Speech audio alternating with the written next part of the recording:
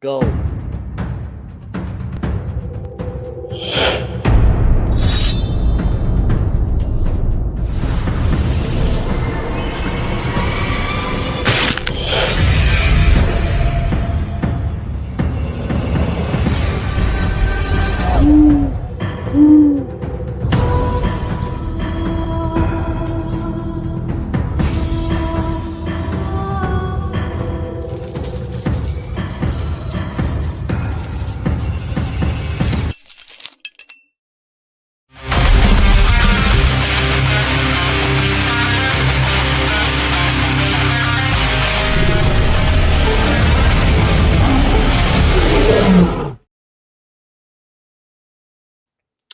Well, good evening, everybody. I hope everybody can hear me okay. I was kind of back here before we were starting this, getting extremely excited because I thought, man, I've got the house to myself. My wife is out and at work, and I'm going to do a live all by myself. And I feel like a complete adult. And then I look back and I see my dogs in the background creating messes and doing all kinds of things that I know I'm going to be in trouble for when the wife gets home tonight. But she'll be proud of me because I have learned how to go live on my own. I do want you guys all to recognize we got baby Xander with the cool guy, a little more grown up Xander here behind me that will be helping me tonight in this very interesting conversation that we're going to get into in regards to law enforcement, lead detectives, investigators, the people that should know their cases right down to the last detail, because this is the way that crimes are solved. And at the end of the day, it's people's lives on both sides. You have the victims and the victims' families' lives that have to be just kind of all brought together via a good investigation, a guilty verdict, and their case being solved. But yet we also have the victim, Brian Koberger, and the defense side of things. We have to be very careful because if the investigation is not conducted correctly, it also affects what could potentially be very innocent lives. So tonight, we'll get into many of discussions about the Idaho 4 investigation. As you know, new documents have been released, including what everybody's been listening to about the redacted hearing, the closed hearing. So I know everybody's been diving into the 175 pages of new information. And we'll do a little bit of that as well. But I'm extremely excited to see those here in the chat. Some of my very favorite people. I'm not good at naming everybody by name, but I am thankful for each and every single one of you. And I do have a guest tonight that's going to join me as well. He is like my brother. This is Robert. He is a content creator, as you all know. You know I work side by side with him, and I'm going to bring him up to join us now. Hey, brother. Robert, my buddy, how are you? I'm doing okay. How you doing? I'm doing well. I'm ready. We're hanging out, and here's a Saturday night of Gift of Gab with some amazing people in the chat. I know you're also looking at your side of the channel, Yes. your chat. Would you like to say hello to anybody over on your side? I see Christine Nevada. I want to say hello. I also want to say hello to people in your chat. As Cheryl, how you doing? Anchors and Empress, yeah, as well. Good to see you. And Annie Ruler, how you doing tonight? It's always great to see everybody come together like we're able to do on this. I mean, I'm still amazed 95% of the time that I even get a couple of people to join me. But what's even more amazing, Robert, is the quality of people that joined us. We have some of the most amazing people. Yes. And you know, I've got to give a little shout out here, and I'm going to rub it in a little bit because Archer and the Empress, she catches me every time because 1 minute she's one, 1 minute she's another. She's a very good friend of mine behind the scenes as well. We get into some great discussions. We even argue like brother and sister, and I have a lot of love for her, but she switches it up on me. Let me tell you, 1 minute I know her name, and the next minute she's changed that title, and caught off guard. But Eddie Ruler, it's been a long time. And I know you were venturing into Vegas. I hope you're doing well. And if we get the chance while you're here, I would love to meet up and have a cup of coffee. Jen and I are actually off and available for the next 2 days. And we'll be down on the Strip tomorrow for the rock and roll marathon and different things happening on the Strip. So if you'd like to catch some coffee, definitely let me know. And I'd love to do it. And thank you to the mods, Christy Nevada, and those that are helping out with the chat tonight. Normally we don't get too unruly in here, but if we do, well, it's on them because I would never even probably see it. So I do see we already have a question here. Why don't we jump into that question, Robert? I'm not sure if you see it on your side, but let me see here if I can. Did you? I think Robert disappeared on me, ladies and gentlemen, but if that's the case, hopefully he'll pop back up here in a minute. But what is BK's fence going to look, and how are they going to say it was not him when he admits being out stargazing that night? And that's a great question, and I know what you mean. It's his defense going to look, and your keyboard decided to take off a few letters there, but I get what you're asking. And you know, that's the thing. And I was discussing this the other night. I know for a fact, ladies and gentlemen, and I've been around the block once or twice when it comes to the defenses, and they will not be using the alibi defense with him out stargazing that night. That's why we haven't seen them move forward with. Are you there, Robert? You MIA for a minute, brother. Say that one more time, Robert. I didn't hear you.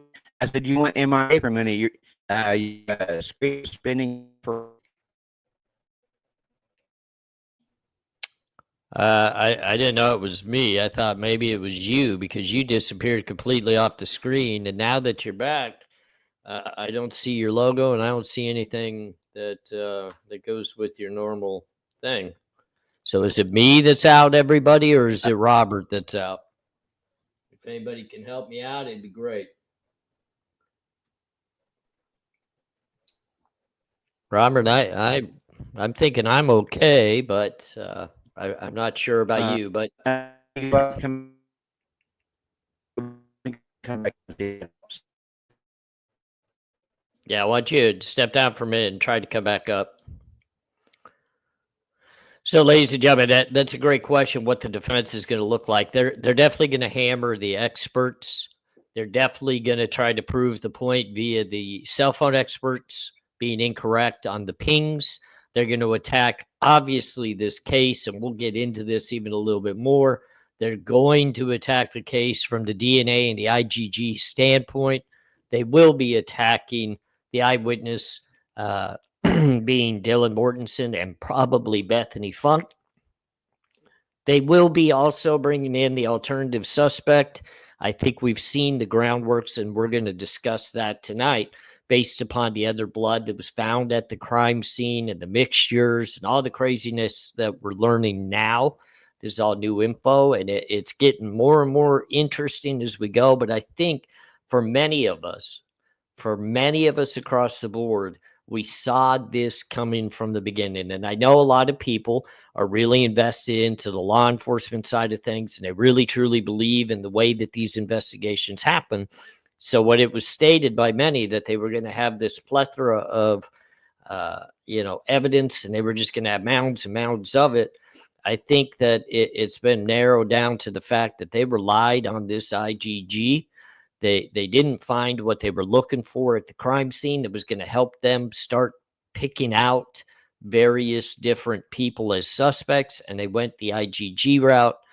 And clearly Brett Payne, the so-called lead investigator there in Moscow, determined that it was the IgG is where they originally and first got Bryan Kohberger's name. We know that's probably not true, and there's many different thought processes I have in my mind. Trust me, I've been thinking about this for a long time. I have been thinking about this for a long time, and I'm trying to come to the conclusion of what I really truly believe was how they got to Brian Kober, and I just don't think it was all the way back to when the IGG came through. So I'm trying to get Robert back up here with me, and I'm not sure if he's having trouble on his side or what's going on, but it seems like I'm okay on this side. And I don't really have anything else running with me. Robert, are you here? If he is here, ladies and gentlemen, I can't hear him. I don't know if you guys can hear him. I could see his screen kind of shaking on my side. I don't see a way of making it easier for him to get up here. I'm trying, ladies and gentlemen. I really am. I'm trying to get him up here with me, but I mean, I do have to keep on moving forward with the show. If I can't get him, I got to keep moving forward. So I'm sure all of you have been watching, everybody that's been reading the new documents. And Brett Payne is kind of who I want to focus on a little bit this evening. I think he is the biggest key right now that the defense is zeroing in on when it comes to the investigative people involved in this investigation. And the reason for that is the I don't recalls, I can't remember, I don't know. And what a lot of people don't understand is this is court record with what's happening at this time, putting this man onto the stand. Ann Taylor is clearly showcasing what the game plan is. I know I was a big fan of going for the Franks hearing. I thought that was an amazing tactic, and I really was hoping they were going to get it because I felt like they deserved it. I was also a fan of the routes that they went in regards to the suppression situation for the suppression motions. All right, let's see if he's back and working. It looks like you've at least got your emblem up this time, Robert. Yeah, I had to unplug my router and plug it back in to refresh my internet. Well, you know, all that big money that we spend on internet, you would think that that would work a little bit better, but I have trouble like that sometimes too. So, Robert, what's kind of your just initial opinion of Brett Payne and what you just saw of him, you know, in the transcripts and also in the past when he sat on the grand stage before all of us? How do you feel about him being the lead investigator in the Moscow Police Department? Personally, I think he's incompetent. Just by some of his statements he made in that initial hearing with Cyray, when he said that he gets his work done by people smarter than him, and that kind of shook my how do you say that? That shook my faith in exactly what type of investigators we have going on in this case, and as well as when he told when the prosecution asked him, well, who told you to say this? And he said, well, you did. And which we all saw Bill Thompson get purple that day. Yeah, I just have a hard time seeing this guy as an investigator at all in this case, because he seems almost like borderline lazy and incompetent. He wants people to do his work for him. I agree with you. And one of the biggest issues that I have is, you know, a gentleman of his background. And look, I absolutely give him full props and respect for the work that he did while he was in the military. And it looked like while he was in the military, he was looking to try to get into law enforcement. So he spent about 3 years, is what he has stated, in the military post of law enforcement. And I absolutely respect that. When Ann Taylor just recently asked him about his background since that, he says he's been within law enforcement, I believe, in Moscow now for 7 years. I get it. And most are doing the beat, and they're out on the streets, and they're writing tickets, and they're pulling people over, and they're doing their best to arrest the shoplifters. But this man, Brett Payne, walks up into a quadruple homicide investigation. his very first of all time, ladies and gentlemen. This is the first time this man has been involved in any type of case of this nature. And within 24 hours, he was named the lead detective on this case. That makes me a little nervous, Robert, because my background, when I have people pursuing me, and trust me, through the years, I had people pursuing me, and I'm sure you remember the days of being pursued yourself. We Oh wanted yeah. people that had some experience, knew what they were doing, carried themselves with a little more integrity, and I'm okay with getting caught up for my actions. If you catch me committing a crime, I was never one that stomped my feet and screamed and hoot and hollered. I gave them props, like, damn, you got me. Okay. You did your job. But I mean, by the time it was time to go to court, I knew how they had gotten me. I knew their strategies. I knew the evidence they had collected. And here I sit today, and I'm still going through this documentation. I'm still listening to other people's thought processes and their opinions. And at the end of the day, Brett Payne had nothing to do within this investigation in finding anybody. But at the end of the day, it's even worse because he can't stay on top of the all important details and the knowledge of the case so that he could have organized the team of detectives working on this and other officers to keep it crisp and clean. And I'm sure you understand that's a problem. Oh yeah, that is definitely a big problem, brother, and I agree with you 100%.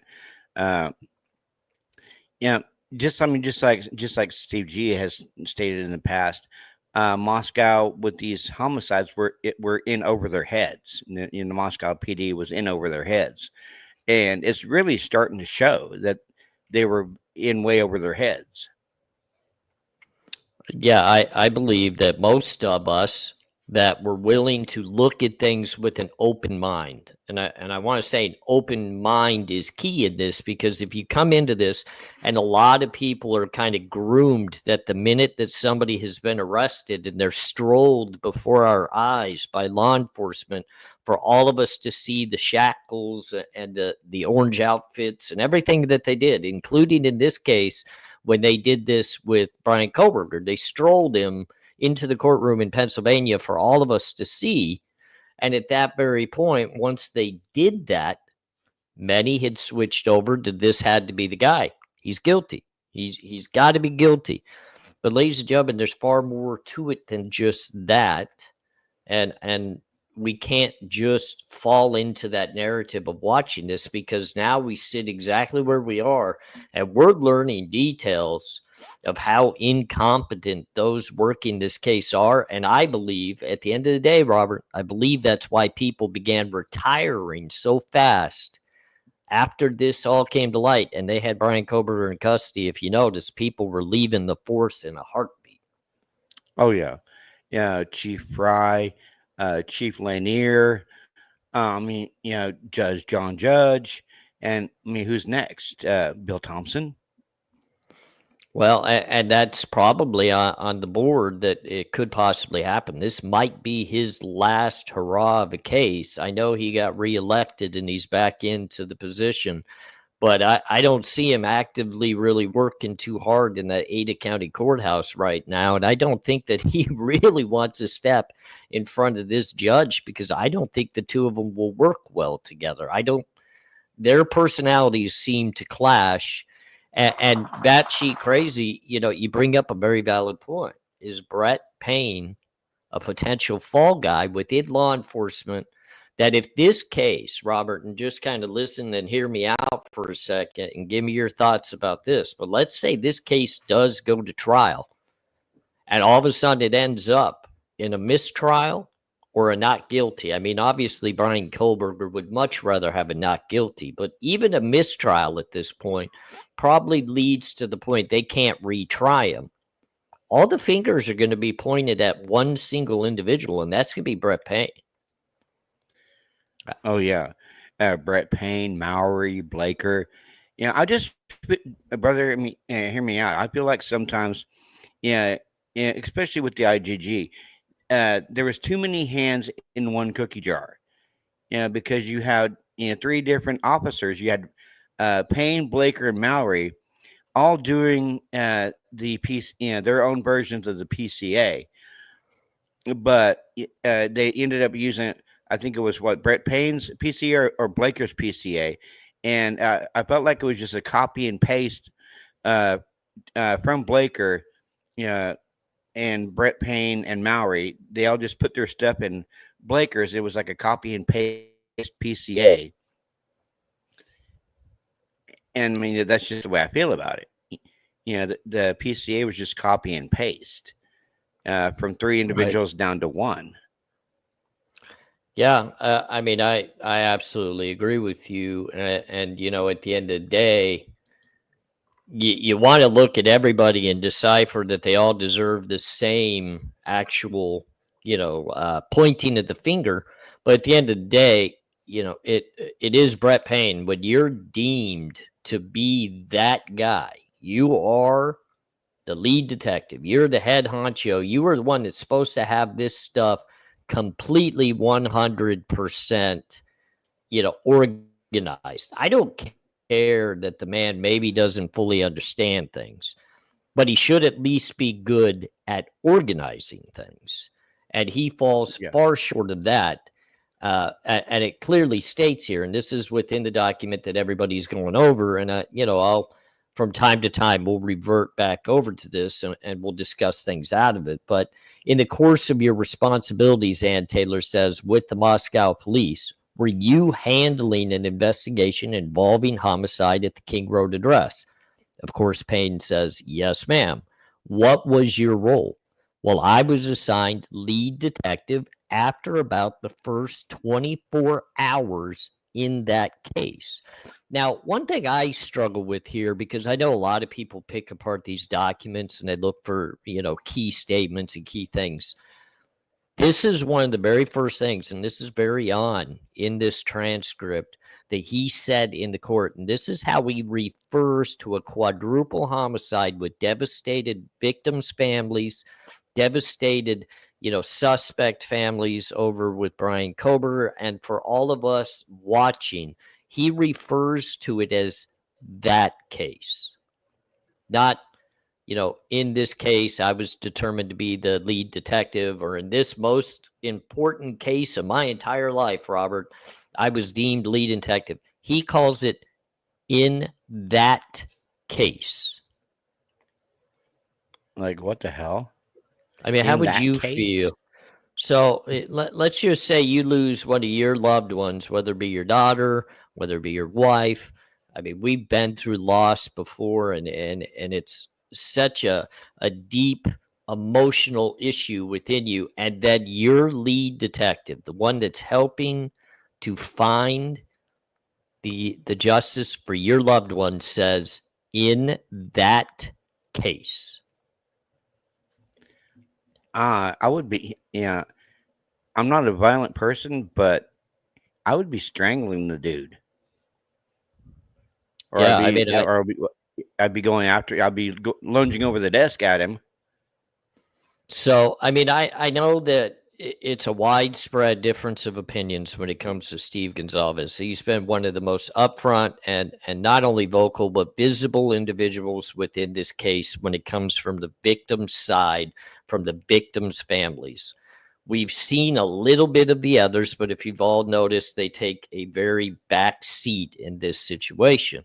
And I want to quickly say hello to Swamp Rose, one of our beautiful little family members there, and our Yep. our great mod. It's great to see her pop in as well. I know a lot of people in the chat were looking for her, so I'm glad she was able to make it. But I mean, at Yeah. the end of the day, I want I to say I hi to have Jackie Bushbell on my side. yeah, no, she's yeah, amazing as well. yeah.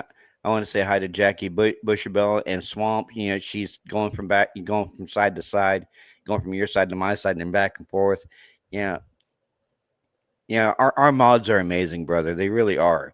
Especially when we dual stream, they bounce back and forth, and that's totally amazing of them. They do. They work very hard, and they're so catering and so loving. Swamp, if you do pop over, or Christy Nevada, when you do come over to my side, if you can actually drop Robert's link in the chat for his channel, please drop Christy Nevada's link for her channel. Swamp, please, drop whatever link you would like to drop for you.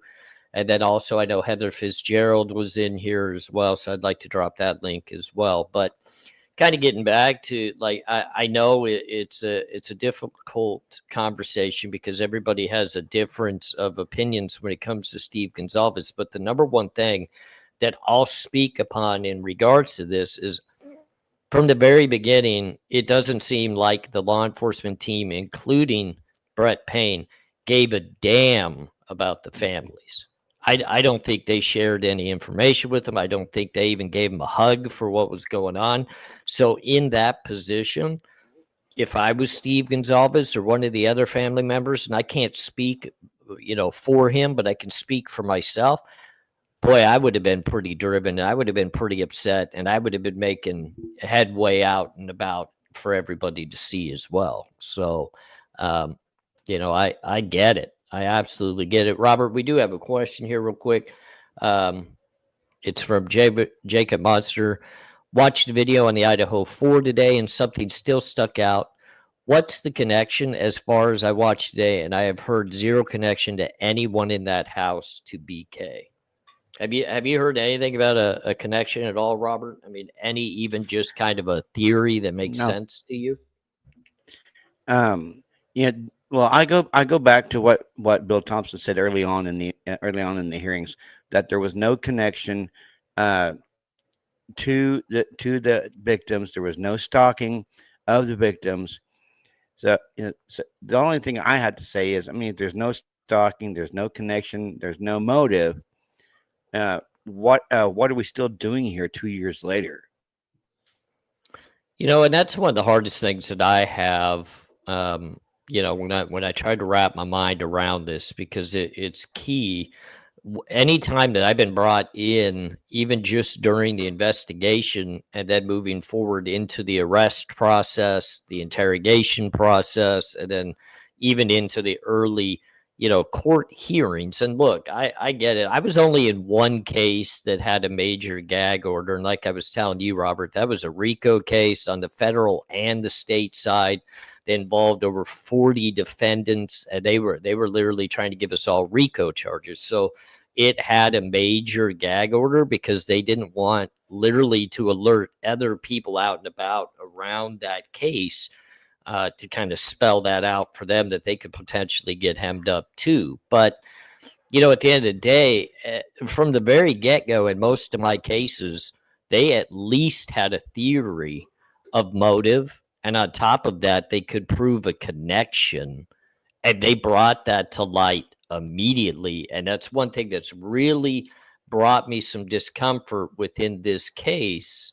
And I think it, again, falls back onto people like Brett Payne. And I know he wasn't the one that actually took the podium and hit that microphone early on to speak, which is odd to me too. If you're the lead investigator, I kind of would think you would be the one at the podium speaking, but instead we saw the others, speaking and putting all the information out there. And there was not one time a motive or a connection was put until the false narratives through mainstream media and publications came out in regards to incel, stalking, things of that nature, which also led to more bogus information of IDs being found in Brian Koberger's car and possession and all these things. People need to literally get to the point that they understand those are bogus rumors. Bogus rumors. One, you would have never heard that due to the gag order. It would have never came out. You would not have known that. But more so, Ann Taylor would not be sitting there scratching her head trying to figure out a connection and the reason they got to her client. Hopefully that makes a little bit of sense, Robert. Yeah. Well, I got a comment on my side. It's not unheard of. It's not unheard of for someone to off someone or people that they have no connection to, and that was from Andy Libby. Say it again for me one more time. I was trying to listen to you, Robert, but I've got this what my wife calls a roadblock of listening to people when they talk. So say it one more time for me. It's not. This is a comment on my side from Andy Libby. It's Hmm. not unheard of for someone to off someone or people that they have no connection to. But they still find a motive. They look. I get it. Like a motive could be a difference of a thought process of this way. Like a motive is not always, Robert, I know you, so I'm going to unalive you. A motive isn't that my girlfriend hurt my feelings, so I go and I unalive her. There could potentially be motive in the mind that built up over time that spilled over to the reasoning why. Let's just utilize the concept of Brian Koberger. Something would have guided Brian Koberger motive wise to that home. He didn't Yeah. just find that home randomly out of the blue. That's not a home he chose out of the blue. Something led whoever committed this crime to that home. And that's why, still to this day, I struggle with the single perp with no connection to the victims committing this crime, because that's not the home that you would pick to randomly go in and unalive somebody. Even if you are a serial killer, that's not the one you pick. It's not the night No. that you pick. No. No, it's not. And yeah, I don't. On Yeah, motive. yeah. I'm always hearing now. I'm always hearing the conversation. Oh, Brian's a serial killer. Oh, he's trying to fashion himself out after Ted Bundy. Well, Ted Bundy went to a completely different college than Brian, and I don't see Brian being a serial killer. I mean, like at all. And I mean, brother, they tore It, his it car apart and found nothing. and that's kind of where, like I've been doing some deep diving back in because I think it's very interesting to kind of roundaboutly look as many different types of individuals that have taken mass lives as you possibly can before you start trying to classify, I think I know this or I think I know that. So I've looked into like the Rollins case and the many cases across Florida, Richard Ramirez, Ted Bundy, these individuals, all the way down to even the old school ones that we all follow and love. And then even to get into the mindset of somebody like the Mansons or, some of these individuals that just literally they might not have laid a hand on somebody, but they were able to recruit a team of people to do it for them. But then I always revert back, Robert. I revert back to the very, the chow halls in the penitentiary that I was within, and I was not on your basic low level minimum security. These are theft yards. These are just basic petty charges, and I shouldn't use the term petty charges because look, when you go in and you rob people and you do all that, that's devastating to those people. So it's really not petty to them.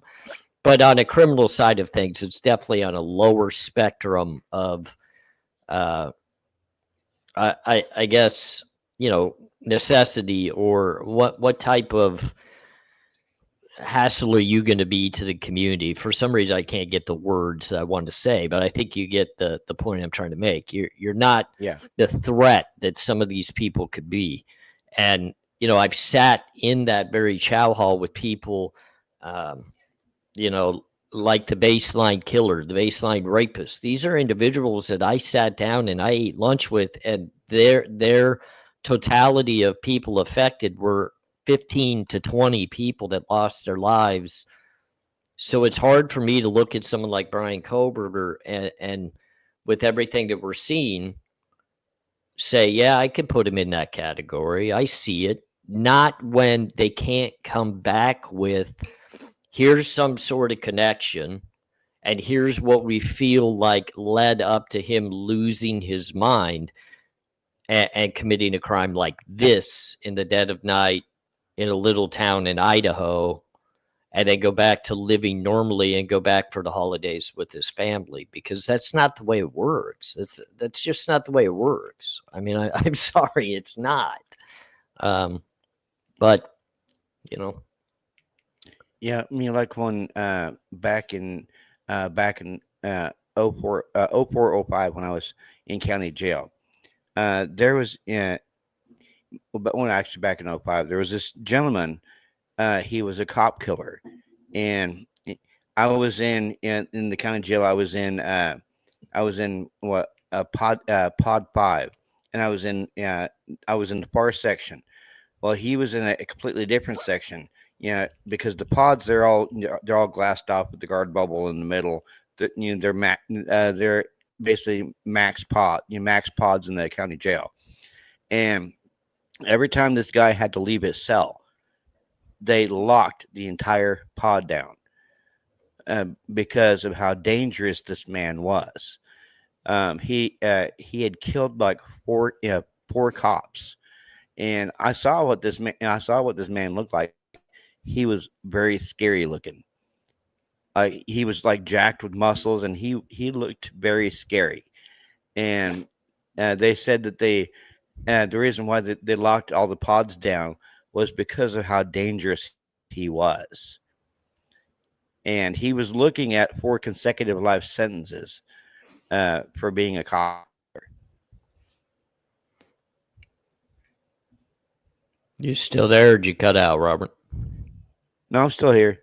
Okay, it sounded like you cut out there for a minute. Yeah, I mean, I've been on those cell blocks too. I could give everybody a little bit of a kind of an idea. So back in the early 2000s, late 1990s, in El Paso, Texas, and Las Cruces, New Mexico, there was a brutal homicide of a young college girl named Carly Martinez. And they were doing everything they could to try to figure this out, because they couldn't find her body. Her parents were pretty prominent there in the El Paso, Texas area. And a lot of people around not only El Paso, Texas, but Las Cruces, New Mexico, and its surrounding areas knew of Carly. She was a beautiful young girl, very energetic, just one of the nicest people you would ever meet. So it just didn't seem as though, like, why would it happen to a young lady like this, just disappear off the side of the earth? And the sad thing about it is everybody right away kind of figured this is going to turn out really, really bad. When the investigation began, people like myself and other people that lived within Las Cruces, New Mexico, were immediately looked into because of our past, obviously, histories and our criminal activities and the things that we got into, whether it be, the affiliation fights and the different things happening around town. So we immediately were being brought in and being investigated and talked to. And, we all just kind of shook our heads like, Carly Martinez was actually a friend of mine because our families knew each other. So she was a family friend, and I was clearly distraught that nobody could find her, but I didn't have any information. And then it came quickly out that they were looking into a young man named Jesse Avalos and Robert Desnoyers. Now, Jesse Avalos came from a family, they also had prominence to him, but he was kind of a troublemaker, but never to the point that you would figure he would be involved in a crime that would end up with a missing young lady. And then Robert Desnoyers was just your really big pain in the butt kid that, he was a bully, but he had obviously not taken anybody's life ever before either. So he was on the small scale of criminal activity himself.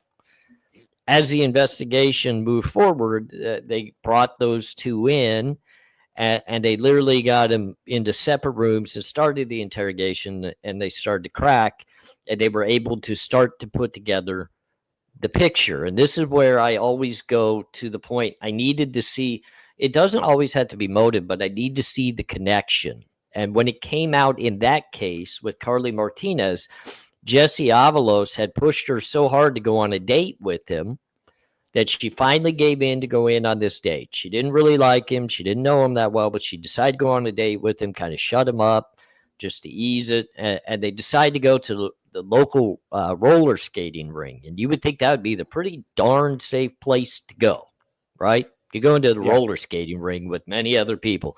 No big deal. Well, Carly didn't know that Jesse Avalos' friend, Robert Destroyers, was also going to be there.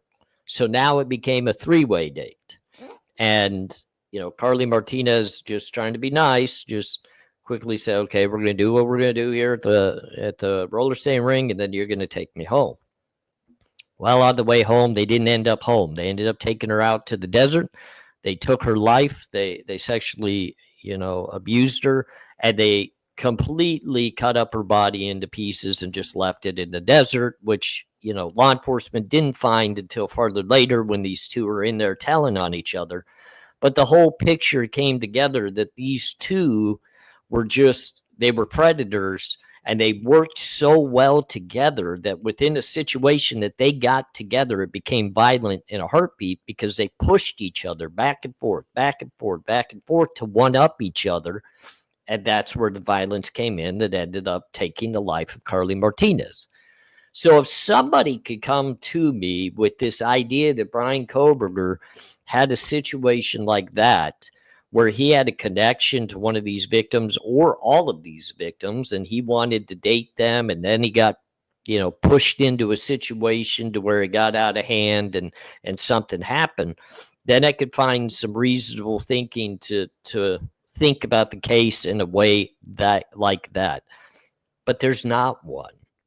Instead, all we've seen so far, instead of the investigative ways of solving cases, and that's kind of the point of this live, Robert, was where did anybody within Moscow Police Department or the Idaho State Police Department begin pursuing this investigation in a serious way, other than what's clearly stated in this new paperwork that Brett Payne himself states?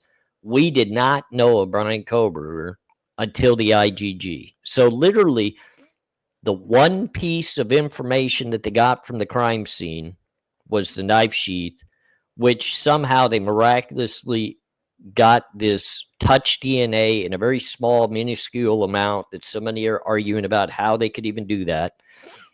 And they shipped that off, and they went through this whole process, and the FBI says, hey, by the way, here's a name. We're not giving you anything more than this name that you need to look into. Still at that point, Robert, no investigation by Brett Payne or anybody within the local authorities transpired. This was still headlined by Brett Payne saying that they had the FBI on site right there in the local police department, and they were cumulatively working on this case, and that's how they get away with this PCA crap that Judge Hippler let them get away with. Is we were all working on the same PCA, adding what we learned as we went until we had enough for the arrest. Well, that's not how a PCA is built. That's not how that happens. No. It's by your lead investigator when they're applying for not only the arrest warrant, but they're setting themselves up to get actual warrants for search and seizure and various things. It's got to be very well done. It's got to be organized. It's got to be step by step. Trust me, I've been through this. I know I've had cases literally tossed out because a judge says, I cannot literally stand upon this documentation. You guys got to come back with bigger and better than this. And if you can't do it, there's no case here.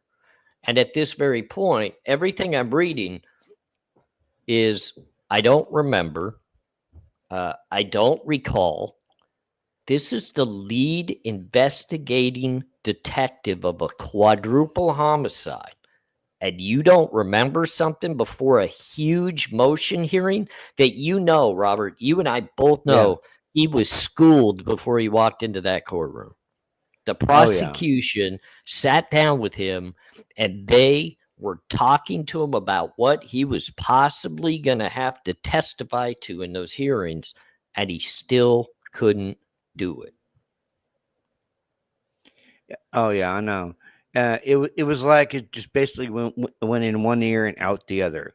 I mean, even Payne up there on the stand looked incompetent, and because Cyray, when Cyray was up there, he was talking about the AT&T logs for the cast report, and he basically looked at the cast report and says, without the AT&T tower logs, this is just a piece of paper. This isn't evidence. So why would Mowry take shortcuts with the cast? Right.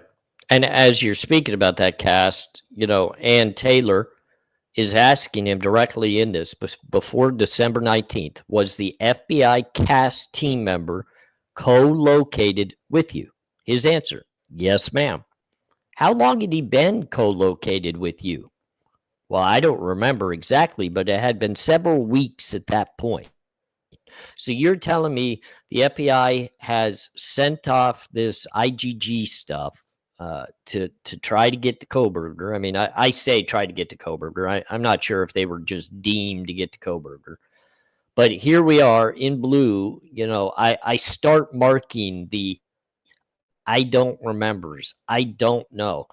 And right here, how long had he been? They've been in the building with you, literally in the same building, Robert. This is the FBI cast and Brett Payne, the lead detective of the case. How long had they been working side by side in the same building?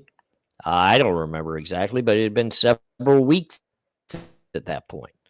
And then they asked him, what other FBI team members were co-located with you. And his answer to that is, well, goodness, a lot. And he's able to name these people off.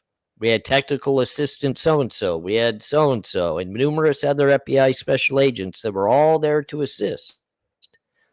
And then it gets down to more questions and very direct questions of videotapes. How important are these videotapes? Well, you and I both know, Robert, this is a way that they state they could put Bryan Kohberger in and around the crime scene based off of these videotapes. So you would think this would be one of the biggest things in this man's mind, right? Like he would know these videotapes. And she just asked him a very direct question. I know what she's doing. She's setting him up. Like she is literally setting this dude up. How many hours of videotapes do you think you reviewed? My answer to that is so many, I could never possibly forget the vehicle I was looking at. There's just no chance. I know the vehicle so well now because I watched so much video and I was on to that car. And he says, I don't remember a lot. I can't give you an accurate representation. Well, that's not the answer I'm looking for. You know what I mean? Yeah. And in those videotapes, did you focus in on any particular ones that were of interest to you? Well, yes, ma'am. In particular, it would be the ones that you're talking about, and he gives off some of these addresses. But then in those addresses that he's naming off, he goes, well, shoot, I forgot the address of that one. It's just not on the top of my head. But, I can give you some of these other like basic areas, but I can't even give you the addresses. This is where I'm screaming, Robert. This is your lead detective's main evidence. This is a part of the main evidence. I mean, I think you and I can both agree at this point what we've learned that's going to be the most damning evidence that could possibly be stated against Bryan Kohberger is going to be the DNA on the knife sheath, and it's going to be videotapes of his vehicle in or around the area. They don't have anything else. They make it clear. Brett Payne made it very clear. Their one substantial piece of evidence is the DNA knife sheath. And he doesn't even know the process or why it was handled the way it was. And this is your lead detective. He can't answer any questions on the process. He can't answer any questions of who conducted what. Well, you're the one that's in charge. If you remember, Robert, let's go back up here real quick. Okay. I think this is a very, very key case. So if we go back up here, and this is at the very beginning, and Ann Taylor puts him directly on the spot. So in the course of your responsibilities with Moscow police, you were handling an investigation involving the homicides at the King Road address. Yes, ma'am. What was your role?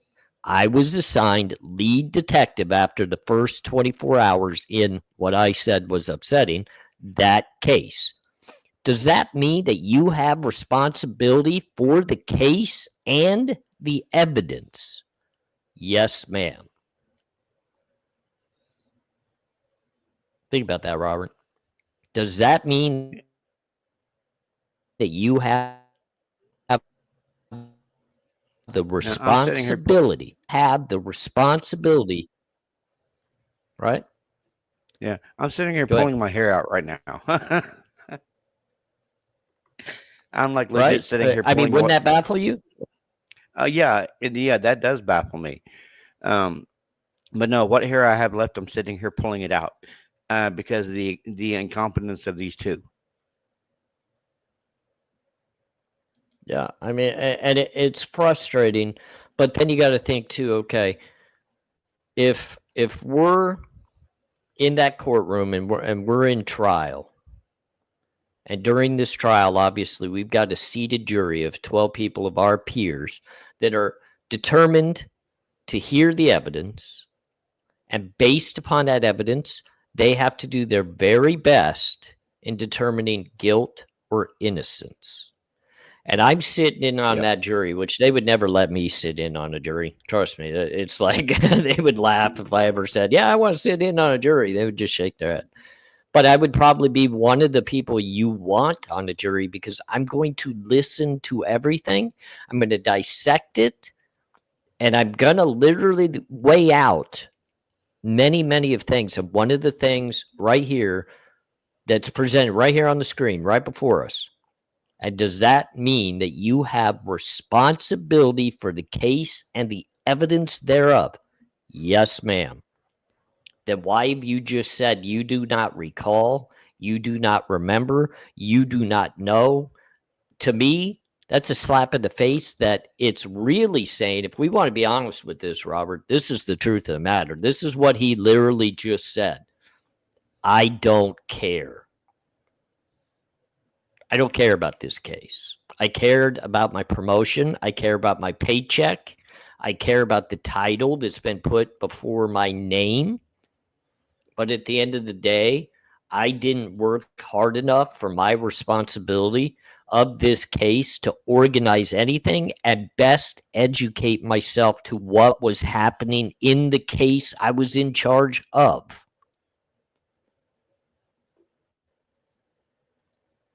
Now I'm starting to feel what Steve G meant by "Don't make me be the alpha."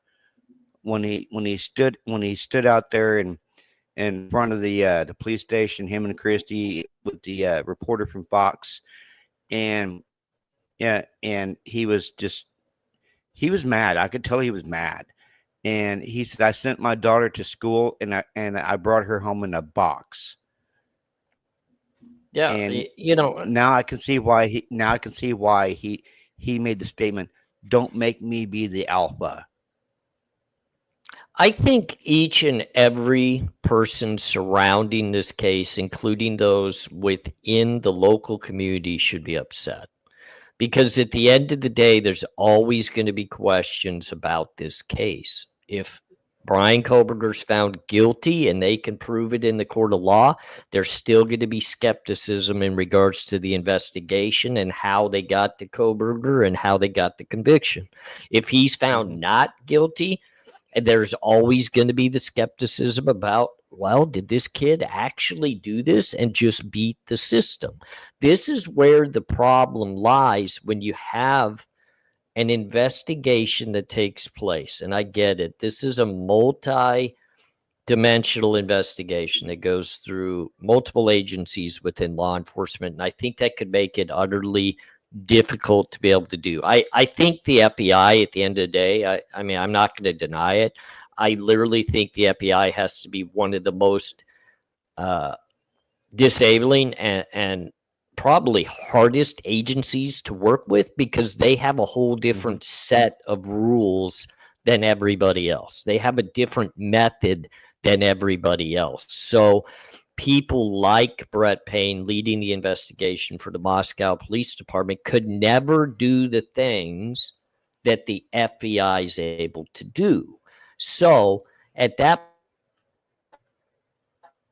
point, what do you do as Brett Payne? Do you just kind of let them take over and say, well, you've got more power than I do, you've got more capability, so I'm going to step back and let you guys work your magic? Or do you step up to the front of the plate and say, hold on a minute, wait, I'm the lead investigator of this actual case, and we are the jurisdiction that this case happened in. It is my responsibility to follow this case from start to finish to get the people, or the suspect or suspects, and get them locked up. I want to be a part of every step of this investigation. At the end of the day, I think that's where the victims' families of all 4 members, including 2 more, I believe that Bethany's family and also Dylan's family, should be utterly upset with the way this is working out as well. But on top of that, Brian Kohlberger's family has a right to be upset too, because they're caught in the whirlwind of this junk going on right now, also saying, well, what about our son? He wasn't even worthy of a complete, and organized investigation done by the local agencies. I mean, does that make sense to you? Am I rambling on to the point it somewhat makes sense?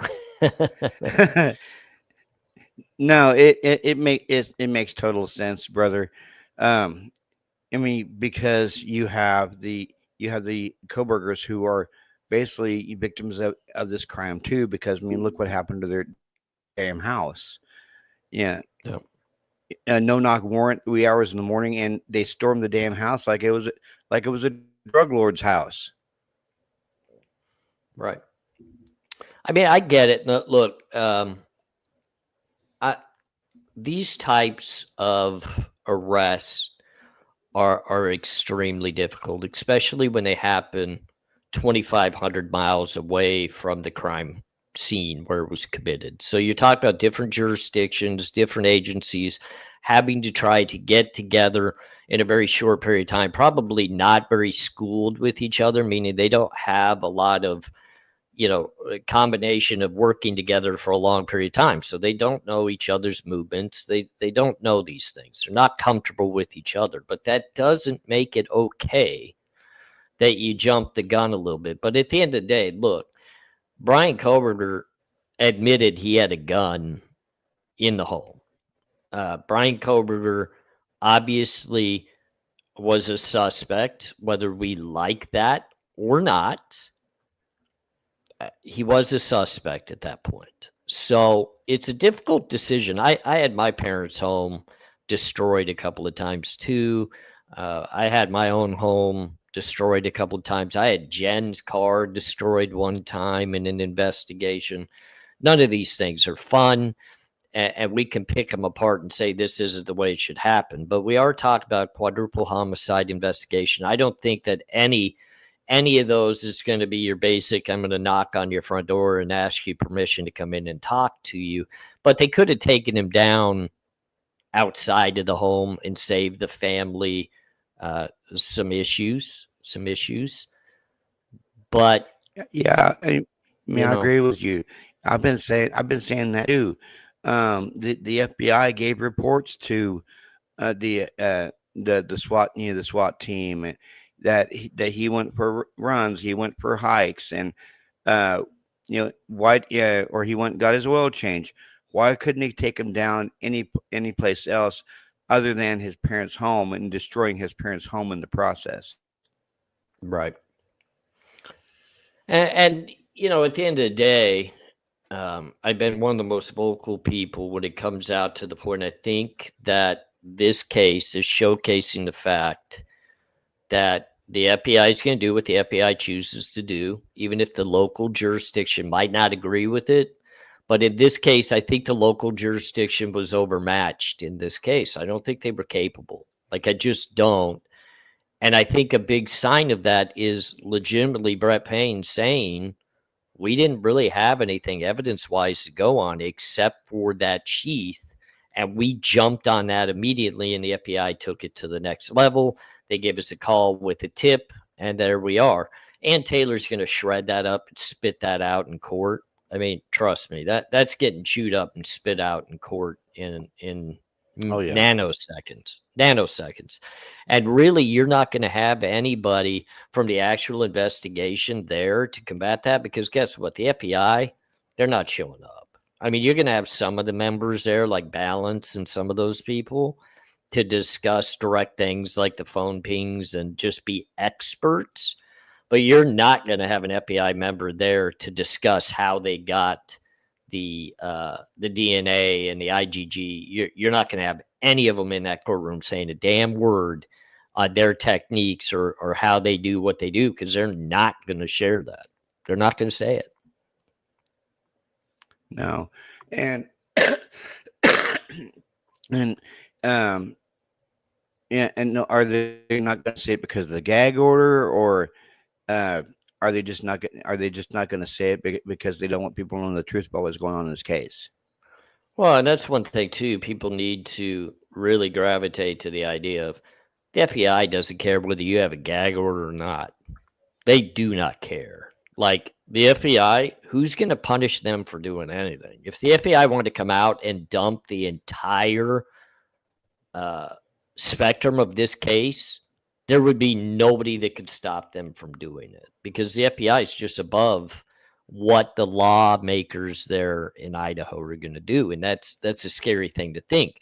That's why I say the FBI works on its own level. There's Yeah. You know, when I was being investigated for my state crimes in regards to the RICO case, of course, the FBI and the feds were involved because they were investigating it as a federal case as well. Look, we had caught on to some loopholes within the banking industry and the different credit card loopholes that we were able to run some really crazy things that were falling into these cracks that literally they couldn't figure out if they were state crimes, if they were federal crimes. They couldn't even figure out if they were crimes because there wasn't legislative law that was really put into place to stop those things from happening. I'll give you kind of a prime example. Back in the early days of when technology was breaking in and people were able to use their cell phone and take pictures of their paychecks and deposit it electronically through your phone into your bank account. All you had to do was obviously take a picture of the front of the check. You would sign the back of the check. You would take a picture of your signature on the back of the check. You would go right through the app of your bank, whether it be Bank of America or whatever it might be, and you would deposit that check. You wait a couple of days for that to clear into your bank account, which some would actually clear it immediately, but other banks would take a couple of days and that would clear. Well, did you know you could still then, after the fact, take that same check that you deposited via your cell phone into your bank account and have a secondary bank account at another bank set up, and you could go cash that check a second time just by going to your bank. You got a bank account there, go cash it. Guess what? There was no legislative law that called that a criminal act. You didn't steal the check. You didn't forge the check. You didn't do anything but sign your own name to that check and take it to the bank and cash it. You did really nothing wrong. You cashed the check at a bank that allowed you to cash it. No legislative law. Yeah. Well, just imagine that, we did that for upwards of hundreds of thousands of dollars to cover the finances of our endeavors as an affiliation. So we had money rolling through that was get dispersed into many other things. It wasn't hurting individual people like you or I. It was hurting the banking industry and the federal guidelines for the insurance, but there was no law stopping it. They couldn't press charges against us. So obviously it turned into a big chase down case. You know what I'm saying? And the feds had options because they were above anybody and everybody else. And that's who finally stepped in and was able to make a difference within that scenario. So there's a comment I want to touch on from Love Tina. She said, I always wondered why she didn't take the time to go upstairs to see if they were okay, if she was worried, and talking about Dylan. Yeah, I mean, that's a good comment, brother. I mean, she was so worried about the welfare of the roommates in the house that she was texting everybody the night of the slayings. Um, why wouldn't she go up there? Why wouldn't she go upstairs and check on Kaylee and Maddie? Why wouldn't she go check on Xana and Ethan? Why would she say she was in a frozen chalk base and close and lock her door and then call the frats over there later that day? Why wouldn't she tell them, hey, please go check on Kaylee and Maddie too? Don't Because she called them over there to check on Xana and Ethan. Why not have them check on Kaylee and Maddie too? That just don't make no sense. Well, and at the end of the day, Robert, I mean, it's a great thought process and it's a great question, but I'm going to flip it around in a different way, because isn't this the part of the investigation that Brett Payne and the investigators should have gotten to the bottom of? And people are going to say, well, how do we know they didn't? How do we know that they didn't? Because there's still no connection and no motive. There's nothing that points to why this young lady would be in frozen shock face. There's nothing that points into anything other than that she possibly saw a vacuum cleaner being walked out of a house. Now, all of a sudden, it's a vacuum cleaner being walked out of the house. At the beginning of this investigation, your lead investigators there from the local community were telling everybody these young ladies were asleep, that everybody in the house was asleep. Well, how did we go from fully asleep in the house to, well, we were eye to eye, and the one that gets me is, I know he was white. I just don't know how I know he was white. That was Dylan's statement. Exactly. I know he was white, but I don't even know how he was white. Well, how the hell can you say he was white then? If you don't know how he was white, or how you know that, why are you saying he was white? Yeah. I knew he was white. I just don't know how I knew he was white, but I knew he was white. Like, right. What? That's a very moronic statement to make. I mean, seriously, it is. It really comes down to the end of the day. These people that are supposedly trained to get into these interrogation rooms to not only make these individuals feel comfortable enough to discuss things about the case. Look, it's got to be traumatic. I personally don't like getting into interrogation rooms. I know you probably don't either. It's not a good feeling to have to sit down and converse with the officers when you know your butt's potentially on the line, or even when you're just trying to explain a crime of this nature. I don't want to get in there and talk about a quadruple homicide that happened in the home I lived in. I don't want to be here for this. But I also know that it is up to the interrogators or the interviewers, whichever way you want to deem this. In my opinion, this was a pat on your butt. This was more of an interview than an interrogator.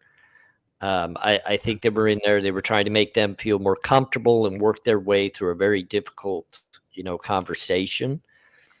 But I think they could have done a little bit better of a job of, if someone tells you they don't feel comfortable or creditable enough to give you information that could basically help your investigation, you got to kind of lay off of them.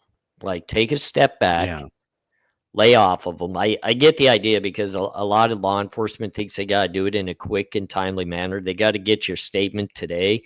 Otherwise, you're not going to remember it. Well, I think the closer to this situation, she was going to remember less. If you gave her more time, maybe some of the negativity could have flowed out of her mind and she could have remembered more. Or you just got to really understand, maybe she was just that intoxicated. Maybe when she told you, she just didn't know what was real and what wasn't. That's what you got to go with. That's the truth. I mean, wasn't her and Bethany interviewed not only by Moscow, but by ISP and the FBI as well?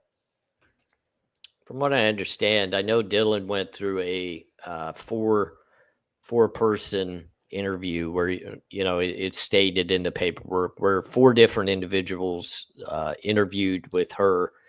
And I'm not saying, don't get me wrong, I'm not saying her story was just changing and changing and changing. I wouldn't even recommend focusing in on that.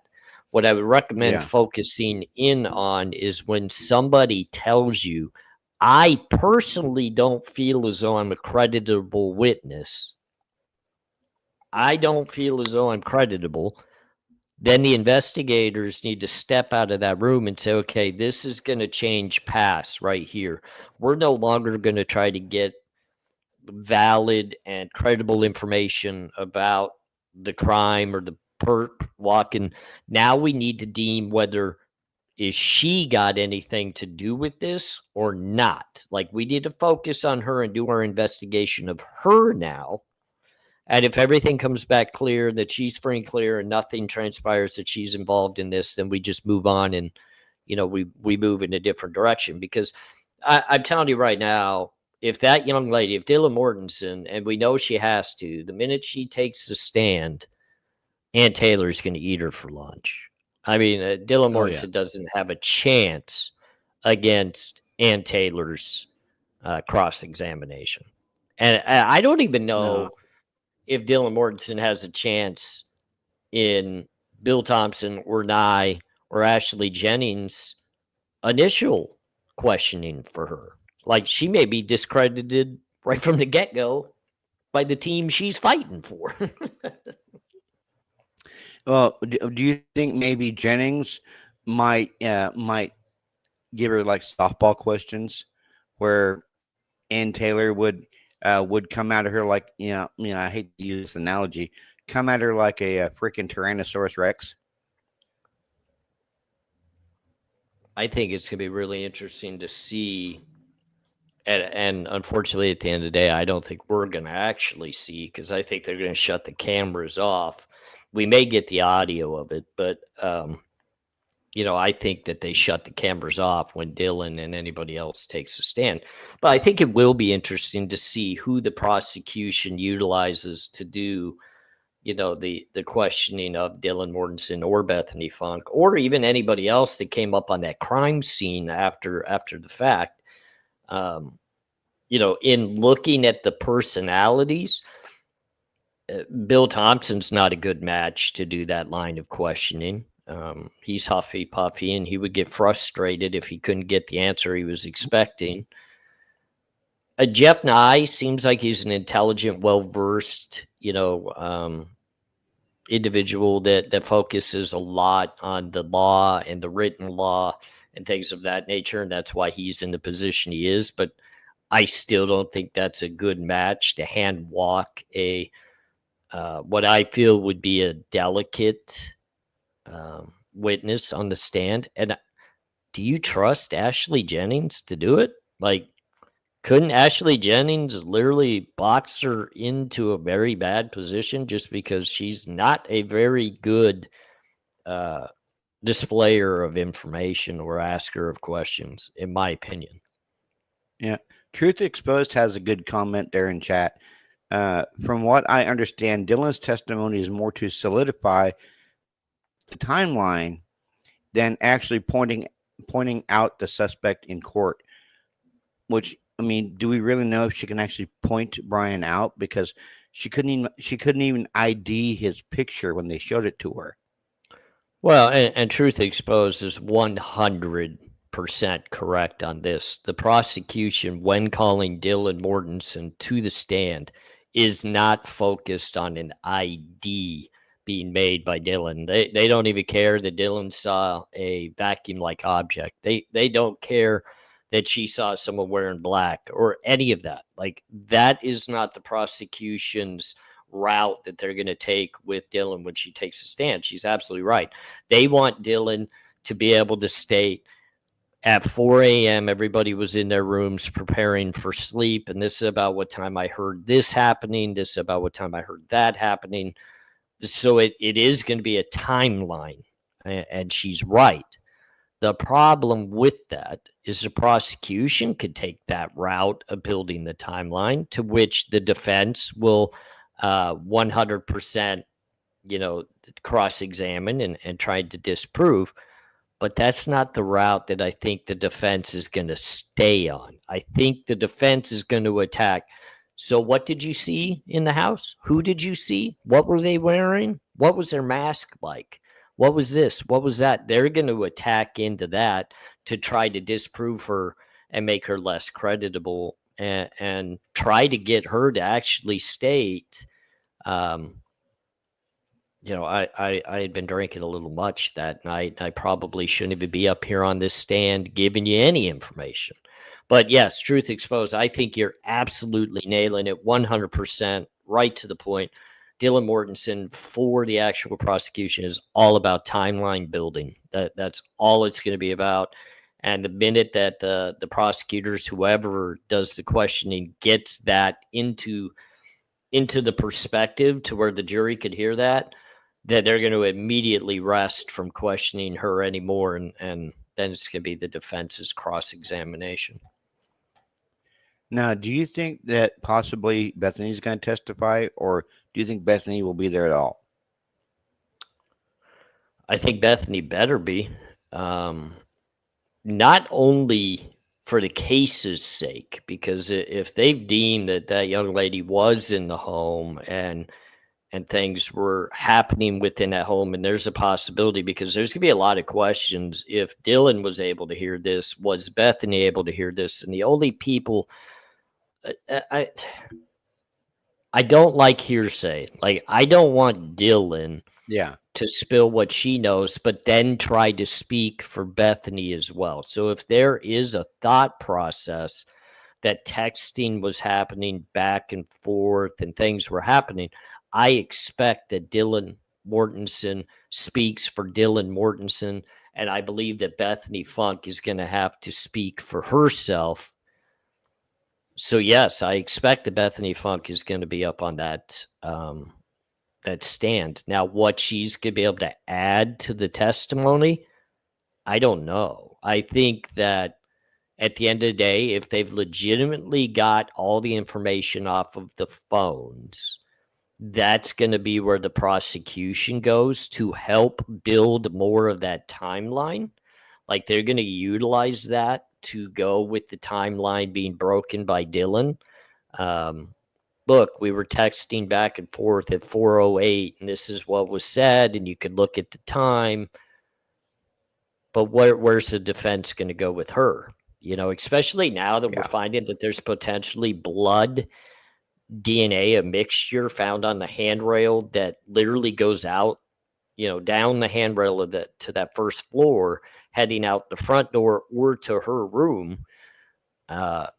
How did you not hear someone coming down those stairs? Can you lay any credence to why you wouldn't have heard somebody, or why you did and you just ignored it, or what did you hear? So the defense will be on the attack for that as well. Yeah, seeing personally that with them finding the blood on the handrail, going from the first floor to the second floor, that just makes me think maybe there was two perpetrators in the house that night. One leaving out the back sliding glass door, and then one leaving down the stairs out the front door. Because we've all heard that Olivia Gonzalez stated that was an iconic home, and everyone in that neighborhood had the code for the keypad that was to the front door. So how do we know someone didn't go in the back sliding glass door and come in the front door and then leave the same way? Well, and I mean, I can kind of just lay a little bit of credence when I first started kind of coming to the platform and speaking about this case. I did some videos back on the multi-perp scenario, utilizing, like, if I was somebody with a criminal mind, how would I kind of portray how I would do this type of crime? And I always said multi-perps use multiple entrances and exits. They don't come in and leave in the same manner, because as a multi-perp, you never want all the focus to be on one entrance, one exit, because then they can narrow it down and they can get all the evidence necessary from that small area. Whereas if it's a multi-perp and you use multi-exits, well, now they're trying to canvass the entirety of the home, and now you have to try to decipher what actual DNA and what evidence is from the night of the crime and what's from this home that's utilized by college kids to enjoy themselves and have some fun nights and party. Now you have to start deciphering what evidence matters and what doesn't, and that makes it very difficult to do. And I think that's why, for a long time, when everybody was trying to keep this narrative going that this was a single perp crime, they wanted the focus to be on he came in the back sliding glass door, he went directly upstairs, the crime became, then he came back down the stairs, he was, caught off guard by probably Xana and Ethan, and then he was able to handle that, and then he got out of the home, all out that same door that he came in to run up the hill and get into his vehicle that was parked directly behind the home. But if somebody were to have told us very early on in this situation, Robert, hey, by the way, the front door was also left open, and there was blood on the handrail leaving that part of the house. That doesn't really sit well with a single perp scenario. No, it does not. And I totally agree with you. It does not. Yeah, that's why. Yeah, it makes me think that there was more than one perp. One going out the back door, and the one going out downstairs and out the front door. Well, and I think that's going to be the attack of the defense. I mean, people are still asking. I get a lot of questions in regards to the alibi. Why hasn't Bryan Kohberger given up his alibi, and why isn't the courts pushing for that? Because look, the end result, Bryan Kohberger's not relying on an alibi defense. He's not going to even step up to the plate and try to give one. Now they're going to attack the investigation to disprove what they're saying to help create an alibi that he was not at the home. But they're not going to put one up, and they're going to direct their attention to, is there possibly more people involved than one? And if so, do we have any, type of investigation into who else that could potentially be? And does that lead to any reasonable doubt for our client, Bryan Kohberger?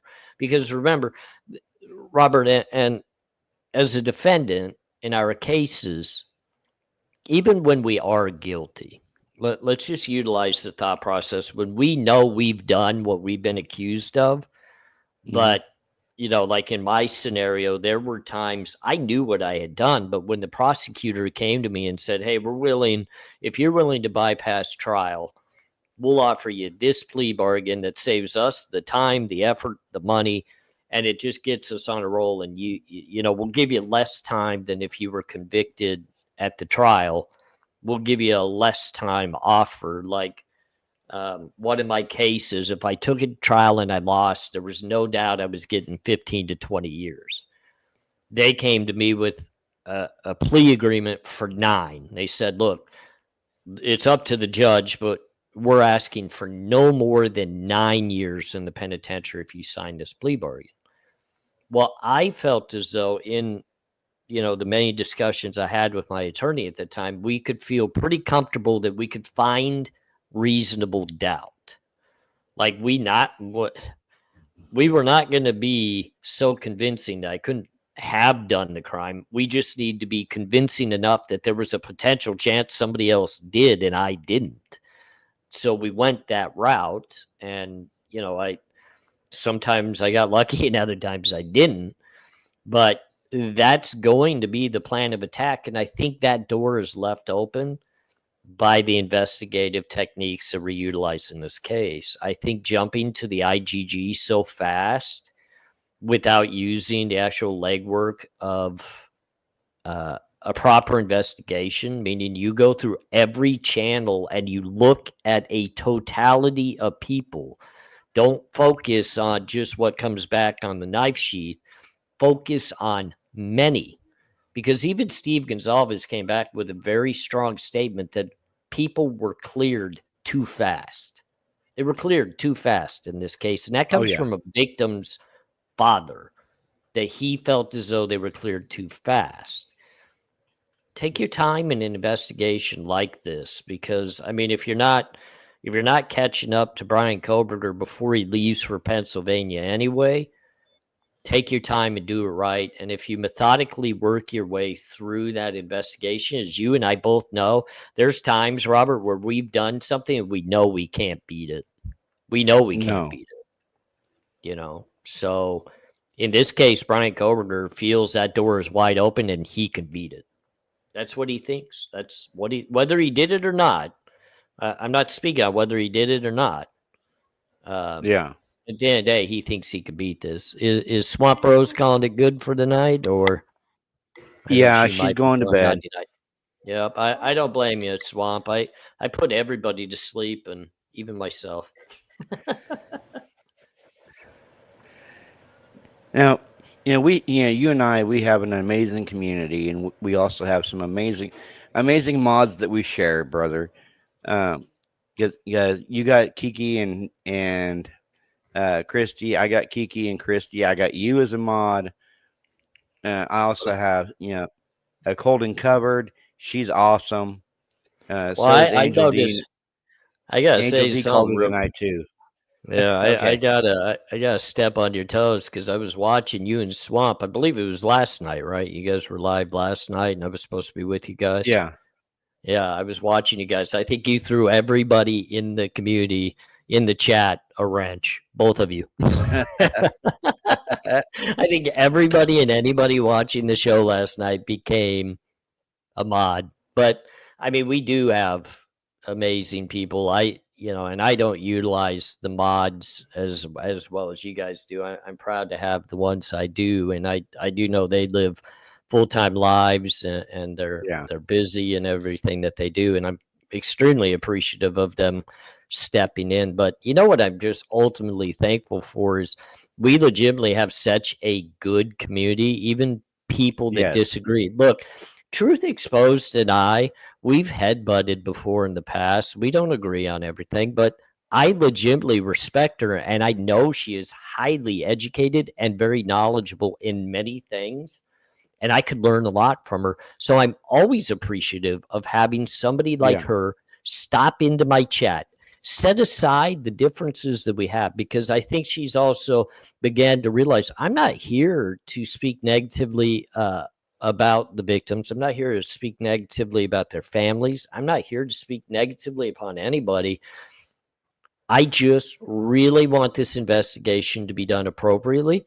I want it to Yeah. pan out in court, that they can truly speak upon their evidence and do it in a creditable way, and justice will be served to whoever committed this crime as long as they do it the appropriate way.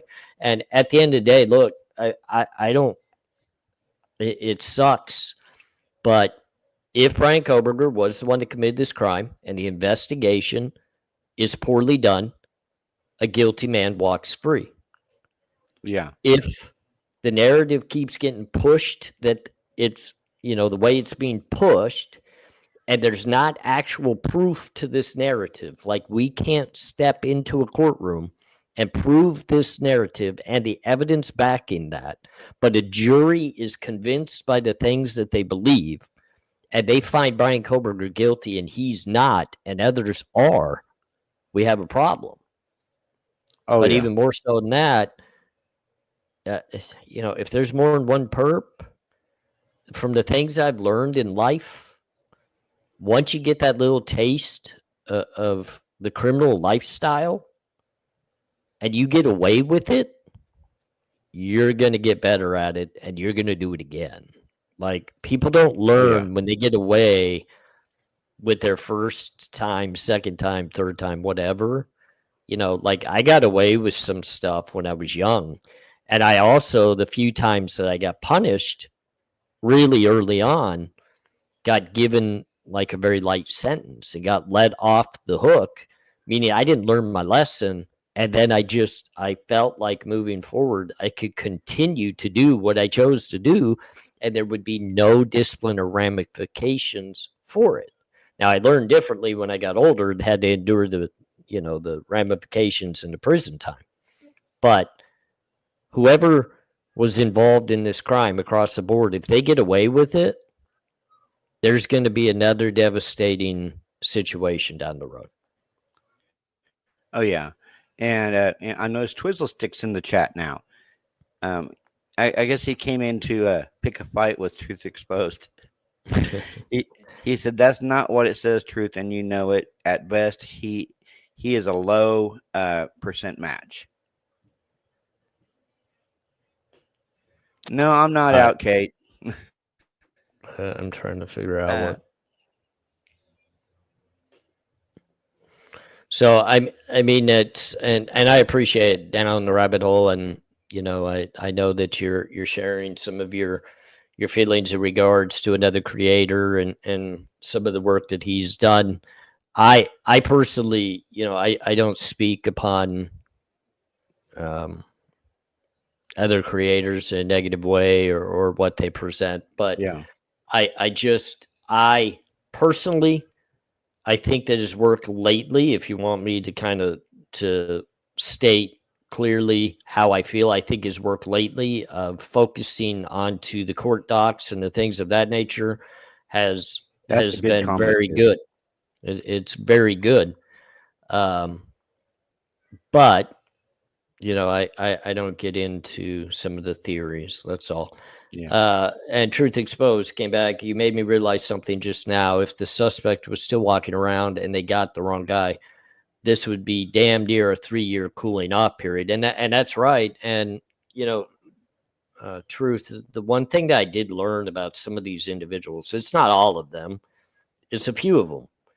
They yeah, could commit a crime of this type of devastation and then sit back for a while. And a couple of years later, they come back and they do it again. And they do it again. And they do it again. So, I mean, they either got the right guy. So I'll kind of put it this way. They either got the right guy and the crimes in the area stopped because they got the right guy, or the crimes in the area stopped because the person or the people that were involved in the crimes are no longer in the area, and we don't know what damage they've done somewhere else, because these things are getting sickening and stuff is happening all over the place at all times. And some people, just like Twizzlestick also said, could take 30 years off to raise a family before they come back and do it again, because it yeah. doesn't go away. The hunger within you for you know, committing the crimes doesn't go away. I have to battle, Robert. I don't know about you, but like I did a video the other day, and I don't think a lot of people watched it, but you know, the people that did, I was very appreciative of. I spoke about my criminal mindset. The thought process of being a criminal was like an addiction to me. I enjoyed committing crimes. And I know that sounds sickening. Like to some people, they don't understand that. It's sickening to them that someone would actually enjoy committing crimes, whether it be burglaries, theft, deceit. I enjoyed it. It was a thrill for me. Kind of like some people are addicted to narcotics. Some people are alcoholics. Some people like to drive like a bat out of hell when they drive their car like it's a race car. It's all about an addiction.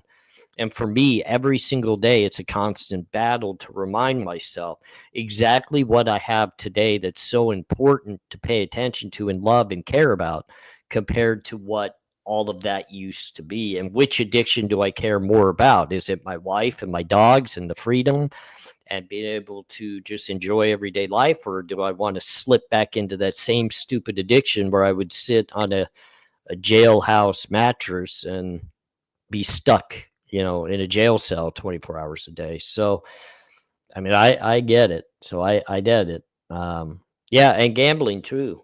Truth, gambling's another one. I have to avoid, and Robert, you and I have talked before where I was heading into gamble, you know, and Yeah. it's like, my wife, if I leave to gamble, she gets so mad because she knows, she's like, oh, here comes 4 days. You know, I'm not going to see him for 4 days.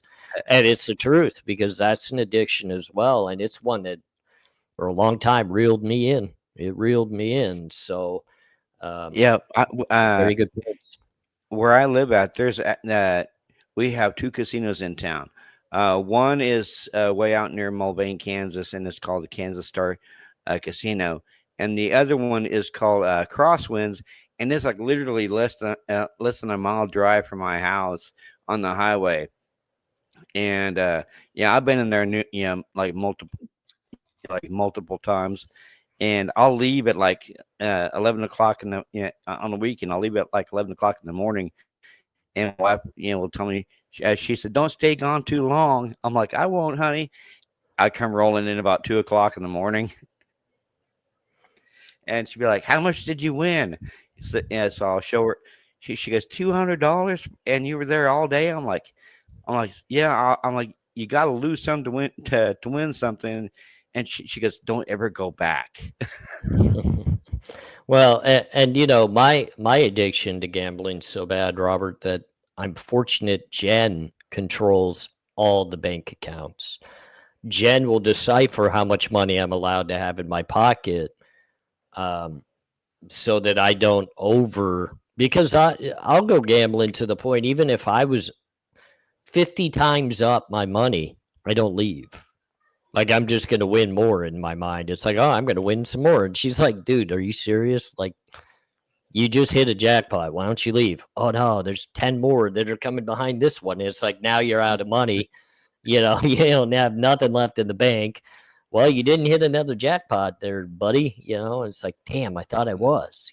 But the same mindset goes into, I think that's why a lot of these individuals, even these that get extremely violent, it's a thrill to most of them, and it's an addiction that they just can't stop doing. So, um, you know, I don't know. To me, Brian Koberger to me comes across as an OCD clean freak. Yeah, He's a studious individual that wants to study. And at the end of the day, I think the one thing about him that stands out is I do truly believe he wants to be the smartest person in the room. Like, I think that um, he wants to literally be the smartest person in the room, and that could be a bad trait, but it can also be a good trait. Depending on which way you look at that. Is he narcissistic? There's a chance. There's a good chance. I could see it. A narcissistic being, he has to be the most intelligent individual within the conversation, you know? Um, Robert, if he sat down with you and I for a conversation, he's going to want to blow us away with his educational capabilities compared to yeah, ours, you know? yeah. I mean, he could talk circles around us, and you and I'd just be sitting there like, "What just happened?" Yeah, I would just wish I was out getting drunk, probably. And I do want to give a big shout out, Teresa Morris. I'm glad you were able to make it to a live.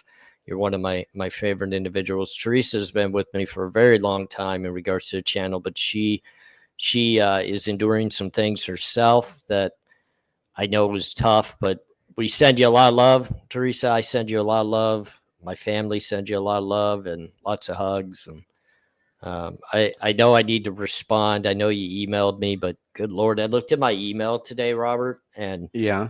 I do my best to try to stay up with it. And just in like the last 24 hours, I've had 300 and something emails.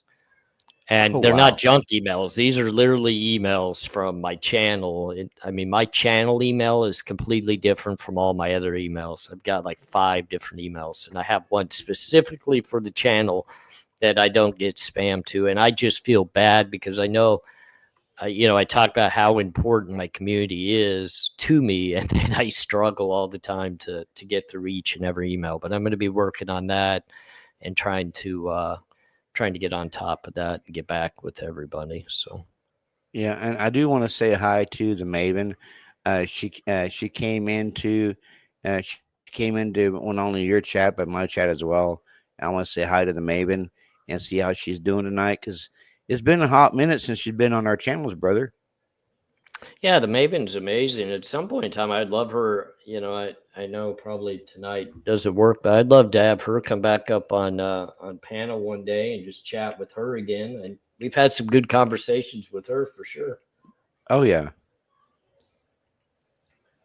I'm gonna You know, see I if I saw. know. I, I'm I gonna was see, yeah. I Robert. saw If a I know. comment. Okay. I'm gonna see if I can gift some memberships real quick. Let's see if I know how to do this. I'm typically retarded, but I'm gonna see if I can do it. I think I did it. Oh, look at that! I gifted 5 Yeah. of them. Yep. I'm amazing. Maven said, "I would love to join with both of you. Maybe you can drop a link for Maven in the chat, brother. Yeah, because she said she'd love to join us. Let me see if I know how to do that. If you bear with me, why don't you converse for a minute there, and I'll see if I Okay. can figure this out. I mean, you also have the link. Do you know how to link or drop it to where she can get it? Well, I'm in your StreamYard, not in my StreamYard. I'm dual streaming No. to my channel, but I'm in your StreamYard. Yeah, but do you know how to drop the link? Because mine Uh, gives me the yeah, option to drop it via email, messenger. Like I can copy it. Let me see if I know how to do yeah, this. you can copy it. Let me see if I might know how to do this. Hold on. And I'm gonna drop a link. Maven, if you want to utilize this, you were more than welcome to. Let me see if I can do this. Maven, this link's for you. If you want to try to jump up, you're more than welcome to. I'll put down the other tab. Did that pop up there, Robert? Yeah, it popped up. I was gonna tell Maven, come on to AR side and just click the link, Maven, because it'll drop in your chat, but not in my chat. Okay.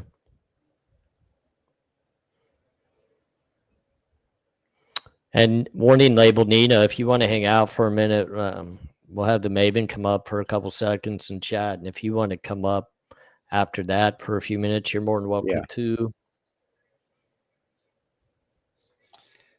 Chris, you just said, "Wow, AR, look at you go tonight."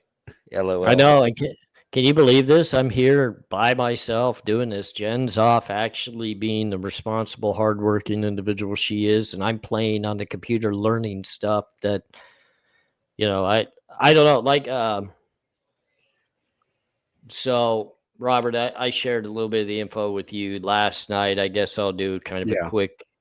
quick kind of run through of, um, one of the reasons why I missed the live stream last night with Robert is I was actually meeting with some doctors and getting a few tests done because I was struggling with a few things, and they have determined that even after some of the surgeries and other things I had going on, that I again have some inflammation and stuff on the brain. So we're looking into what we need to do after that. So I'm going to bring the Maven up. Hello, hello, hello. Hey, I Maven. can see you. Good to see you Yeah, too. It's been a minute. it has been. I've been around, and I don't know. Just hasn't the timing hasn't hit right for me to like be live with you guys at the same time. I noticed that you stop by my wife's channel with the doggies every once in a while, and I'm so Oh yeah, appreciative of that. That's like our little escape into the joy of life to get away from, the stresses of true crime and the things of that nature. And like I was kind of explaining, now that they've found that I've got the inflammation back on the brain, and I've actually debated of stepping away for true crime for maybe possibly the rest of this year, and just maybe not doing true crime, maybe focusing on more fun stuff with the dogs. But I'm going to hang yeah, out for as long as I can. But I wanted to say thank you because that's very meaningful that you stop by and comment over there. yeah. I'm surprised that it's not like thousands and thousands of views and comments. It seems like it's it should be higher. Everybody out there, if you guys have not discovered the Pities on the Strip channel, please check it out. It's fun. Well, and Jen's getting a little bit better with it, and then we're gonna actually start doing more like movie type stuff with the dogs where we dress them up like little Vegas gangsters and take them to the strip to go gambling. And, we're going to just have some fun with it and see what we can do. But it's just for fun. And we're appreciative of the people that come over and just have some laughs and hang out. So, Yeah. Well, and your health is the most important thing. So, I think that all of us are happy to see you when we get the chance to see you. We enjoy your comments and your perspective, and but we all respect that your health is number one, because if you don't take care of your health, we're not going to have you around as long, and we want you around a long time. Yeah. Well, that was Yes, kind we of do, the brother. I was concerned yesterday when I met with the doctors, and they told me my A1C was over 50, supposed to be below 7. The swelling inside my head is actually double what it was before I had the surgery, that they felt like corrected it. So now we're back to that situation. I feel okay though. Like I'm tired on some days. I tell Robert when he messages me, leave me alone. I don't want to talk. Give me 3 days. But I tried to stay on top of it. So, we'll see. We'll see what happens. They're talking about some more treatments on top of the other treatments, on top of the other treatments. So we'll see, but it might be surgery again. And if so, then we'll weigh that all out and see where it goes from there. So, Yeah, because maybe, maybe if you don't, I was gonna say, maybe if you don't know me and AR, we text behind the scenes. We're close like brothers, and we're close like family, and we've been that way for quite a while, haven't we, brother? Yeah, it's been a long time. I've been hooked to Robert for a good amount of time. He's a good young man, and he's got good family. I remember when you used to be on his panels. We used to have some fun over there. So he's like a brother to me. He really cares, and that's genuine caring, and that's something that's hard to find. And he does. He reaches out just at the right times, it seems like, when maybe I'm a little down and a little frustrated. He seems to sense that, and I try to do it back for him, but unfortunately, I don't think I do it as well as he does. But I'm appreciative for sure. Well, so even me, go ahead. I cut you off. See how good this is? Jen always told me. Jen told me if you get. I kind of don't, unless I have something specific to say, I don't want to like rehash on the cases that I am interested in Idaho 4, Delphi, Karen Reed. Right. But unless I have something specific, then I've just been kind of doing music trivia and movie trivia. And then also one day a week, I go through Cambodia's crime stories. Just reading the headlines and some of the stories and giving some perspective. And there's definitely some interesting things that happen over here. So anybody that's interested in that's welcome to join. I think that's very, very important. And it's something that I've been driven and pushing Robert into as well, is we don't have to continuously focus on the very same cases that everybody else is. Like, I understand these are high profile, very interesting cases. There's so much coming out, so much that could be said, but there's so much other things that we could talk about as well. And that's why I do find it very important to spend some time with my wife on the dog channel and venture to these other cases that, they're still prominent, but I haven't spent enough time thinking or looking at them.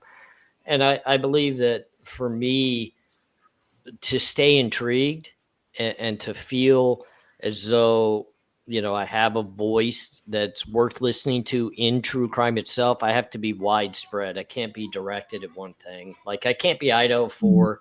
Then I can't be over at the Delphi and only be Delphi. And I have to be multidimensional. It's one thing that I keep pushing Robert to be as well. Even if our views are down, you still have to spread your wings. You have to do it. And I have a lot of respect for you for doing that, because that's very important. And it keeps you probably more mentally sane. I mean, for me, it's 9:00 at night. And so about 4 or 5 days a week, because I'm in Cambodia, for those who don't know. So 9:00 at night right now is 9 a.m. Eastern time. So you can adjust that. Of course, when there's daylight savings, then it's an hour different. But yeah, so I've kind of got a really good core group of about five or six people that, tend to always be there. And I know it's not a lot, but You know I what? always Though, pop into your Yeah, in your Robert. channel when I can, Maven. Yeah, and I appreciate when I see him there.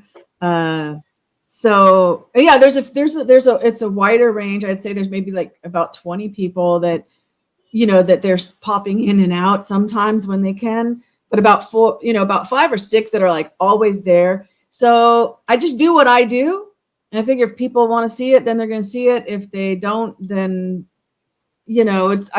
I'm not into playing with algorithms where you like force you pay bots or something, or pay people in India or what, it's just going to happen organically, or it's not going to happen. So either people want to hear what I say and they enjoy my style, or they don't. yeah, I've never been one that played the game of I've got to buy this or buy that, or I need subscribers, or I got to find views. I take it for what comes my direction. If people are willing to listen to me, whether they agree or disagree, or they understand or don't, but have questions, that's what matters the most. I just want it to be organic. And I share that very sentiment, not only with you, but I talked to Robert about that and Swamp Rose a lot about that behind the scenes. It's more important to have the people that actually care than the people that are just coming in to harass. Like, I don't need that. I can let the other channels have all of that. And, I've been into the other chats on the other channels, and I can see some of the statements regarding me and how people feel about certain things about me. And I'm okay with that. That's fine. That's your opinion. And that's why I don't need to venture over here and try to get you to come be my subscriber or my viewer, because you shouldn't be anyway. You don't like me. You don't respect me. You don't like my style. You don't like things. That's okay. Go where you like to be. And those that actually care, I'm open arms. Come on over. We'll have a big fun time, and then we'll have no stress. No drama, no stress. Exactly. And that's that's my biggest thing, rather than saying like and subscribe and stuff. I mean, sometimes people in the comments will say that, but I'm pretty much, thank you for choosing to spend your time with me. Right. I agree. How do you feel, just Robert? like when I do, I feel the same way. Just like when I've been doing my videos, and like at the end, I'll say, if you like this video, please hit the like button. While you're here, go ahead, hit the subscribe button, and Mhm. and then I'll say you guys have a good weekend or a good day or whatever it is, and I'll go True Crime. This is True Crime Rebel out, and I'll go peace, and I'll end my video. I always try to come off as genuine in my videos. Yeah, and I believe that's how I got some of my subscribers, is by being genuine when it comes to cases like this, and expressing my opinion, and as well as I've been digging into these new docs, and AR, my brother over here, he's him and I've been talking behind the scenes, and he told me do more research into like the docs and stuff, and express that in your content. And I've been doing that. I've been digging into the new docs, and I've been talking about them in my content. And I've realized, for the first, I think, like 9 months, I was a pro burglar. Now I've kind of switched to more of a truth seeker, and Mm. yeah, I'm kind of on the fence. I want to believe he's innocent, but it's always innocent until proven guilty. I think my And wife puts it really well. And Robert, I think you're doing a great job of explaining it. Is we can't solve the crime from behind our computer screens and through the little bit of information we read and what people say. We're never going to solve these crimes, but we can be a voice that brings out a visualization of how our justice system works, why things are happening the way they're happening, what we could look forward to in different scenarios. And then we can also focus in on this isn't fair, this is fair, this is the way we as people could vocalize ourselves to try to make change. You know, I think one thing, and my wife and I talked about this today, it's getting really, really disturbing, the violence that we're seeing across not only our country, but the world at this time. When I was younger, if you didn't like somebody or you didn't like somebody for what they had done to you, you went and you picked a fight with them and you duked it out. Like it was hand on hand and you whooped each other's butts. And, you know, the end of the day was, did I hurt him to the point he's going to feel it in the ribs tomorrow when he wakes up and he can't breathe? That was the extent of it. Now they take lives now over what? Like taking that life, an individual walking like they did today into a hospital and taking 2, 3, 4 people's lives at that hospital, that doesn't change anything. It changed nothing. But now you've caused more drama, more devastation. And that's, you know, that's kind of the voice that I try to be, is a little more reasoning on the side, because it's the mentality of people that come from the background of where I come from, the criminal side of things, that are now getting a little more out of hand. And then they're teaching their kids the same thing. And they're raising these children with the visual that, you know, I was this certain level of a criminal. Now I could teach you how to be a better criminal. So if you want to take out your entire school, you can accomplish that. And it's like, come on, guys, we need to come back down to reality. We need to get back to reality. We need to get back to living life, you know, and if we could do that, maybe Walmart wouldn't need to put all of its stuff into cases. If you want to buy toothpaste, you could actually walk up and grab a thing of toothpaste without having to get somebody to come unlock the case for you, wait in 5 lines. There's just so much that we can make a difference on in life. And I think that's why I'm still trying to hang on to what I'm trying to accomplish, is I think we can do that as people. I think we can bring that awareness and maybe we can make a difference. And, you know, I hope we can. I hope we can. Otherwise, our entire world is in a very bad place. It's in a very, very bad place. Our prisons are overloaded. They don't have the capability of housing more people and doing it appropriately. So that's a bad situation altogether. Our court systems are overworked.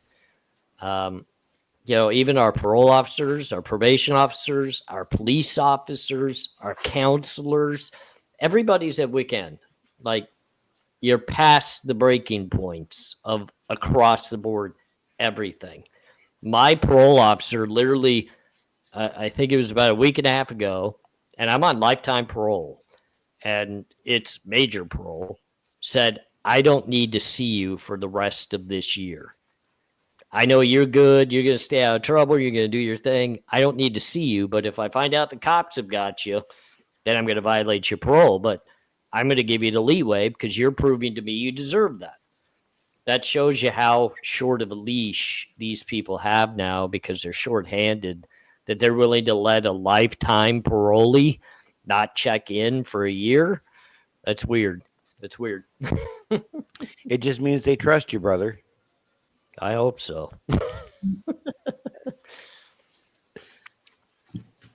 So, Mabin, what cases are you kind of, when you do divulge into cases, what have you been looking at? What have you been watching? Well, I've been following the Karen Read because things have been happening there.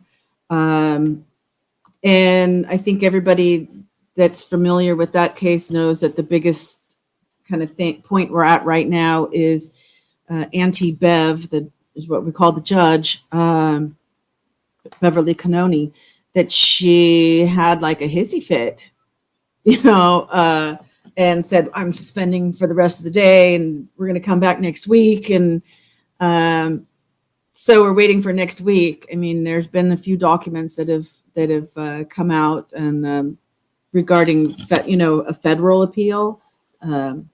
So Karen Read's side is appealing to the federal court, and that dropped around the same time. So there's speculation as to whether that's what she was really upset about, or if But she said from the bench that she was upset about what the Commonwealth had presented in court. But she might have just been saying that to kind of like cover the fact that what she was really upset about was that the federal court filing had happened. But who knows? We're gonna find out next week, and so I'm watching that. Idaho Fours had some things happening.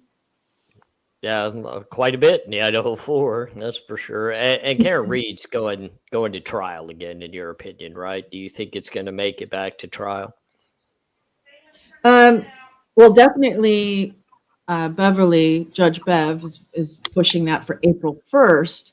And with the federal court appeal, they could stay that, where then it wouldn't happen. And you know what? I think I remember, like, if I dust the cobwebs off inside my brain, that there's some deadlines as far as like filing, like for the family to file their civil cases and things like that, or whatever, like, or insurance or something with money. And I'm wondering if that's why she's pushing so hard that the trial happens by April 1st. So that yeah, a lot of times judges will do that. I know in some of my cases, there was civil penalties outside of the criminal, penalties. And Robert, I don't know if your cases had that same thing with civil penalties, but judges will push things forward to try to fit into those timelines where insurance companies and everybody that's going to be paying into these different civil situations have that time frame to do that. But I wish I had dove more into the Karen Reed case, because it seems very interesting and there seems like a lot of twists, and here we go again with in the courtroom we're finding out a lot of mishaps, not only within the investigation but the way things were handled by people involved in the investigation, and then a judge huffy puffy pushing things that kind of reminds me of the Delphi judge, like, I'm going to take over, and if you don't like it, then take it up with appeal after the fact, and I'm kind of afraid. Yeah, well, yeah, I do have a update on the Menendez brothers, a retrial. The prosecutor is not wanting to take them back to trial. He feels that the original sentence that the Menendez brothers got was a fair sentence, and he don't want to retry it, because he stated if he retries it, then there's a chance they might get off on a technicality. Well, I mean, there's that chance, but I mean, it's all going to come down to, I mean, it's not really even his or the prosecution's decision. If a judge or an appeal board decides to move forward, pushing that back into the court, it's just like the same thing with Karen Reed. The prosecutor could, just say, nah, you know what, I don't want to push forward. I don't want to retry this case. Or a judge could also step in if the prosecutor does and say, look, I'm not even going to let it go back forward. I'm dismissing this where it can't be retried. So I think the Mendez brothers deserve another hearing. I think that the value of what could be presented today could weigh out in a big way in their sentencing guidelines, because I think they got overly sentenced. If it's true, if it's provable, the abuse was substantial and legitimate, like they say it was, I think their case needs to be reheard and allow people to make that decision on the sentencing guidelines in today's manner of doing so. I just think that sentencing guidelines today compared to when they were sentenced is so different. And also the mentality of how we look at cases that involve abuse or things of that nature, both of children and women and, even adults, the sentencing's just different today than it was then. So I think that needs to be looked into. Yeah, because I mean, it was what the mid '90s, or it was the early '90s and the mid '90s when this went down with the Menendez brothers, and me being like in my early 20s back at that time when they were charged and then tried and sentenced, back in the mid to early '90s, there wasn't really any, how can I say this? There wasn't really any awareness for molestation back then. It was always swept under the rug, especially in the judicial system. Uh, because back in the mid to early 90s, yeah, everything was don't ask, don't tell.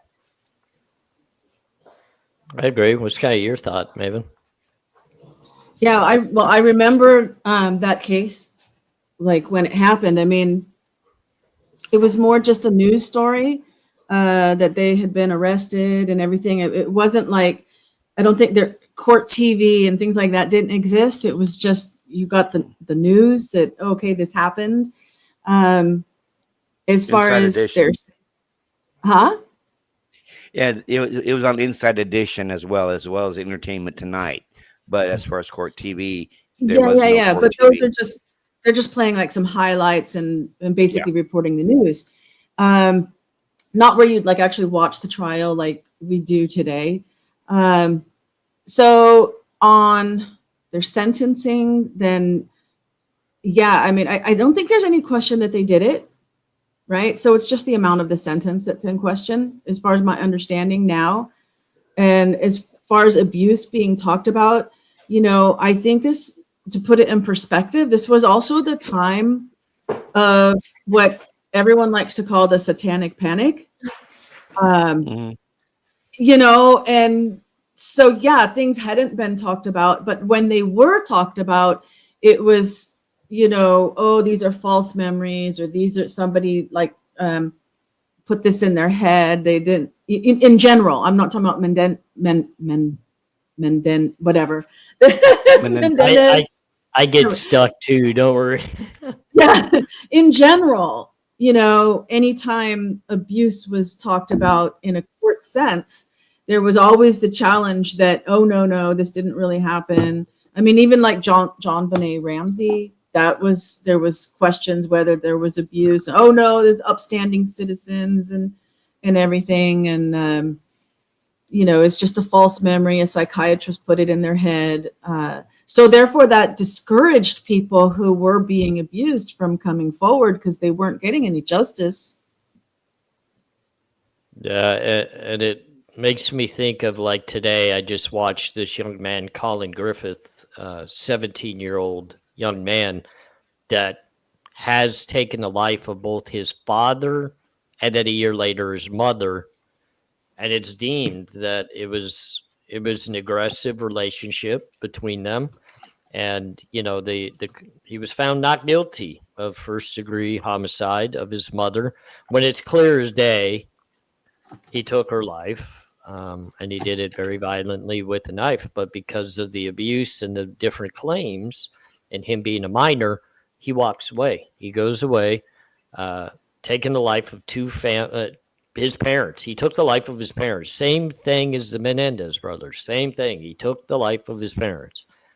He's going to do 0 time, and the Mendez brothers possibly could never get out, or they go back to court. They lay out their issues to the court, and we allow people to listen and determine based on what they know now and what they learned during the discussion on whether or not they could lessen that time frame. And I think they've been in there over 25 years, right? I think it's been a legitimately long time.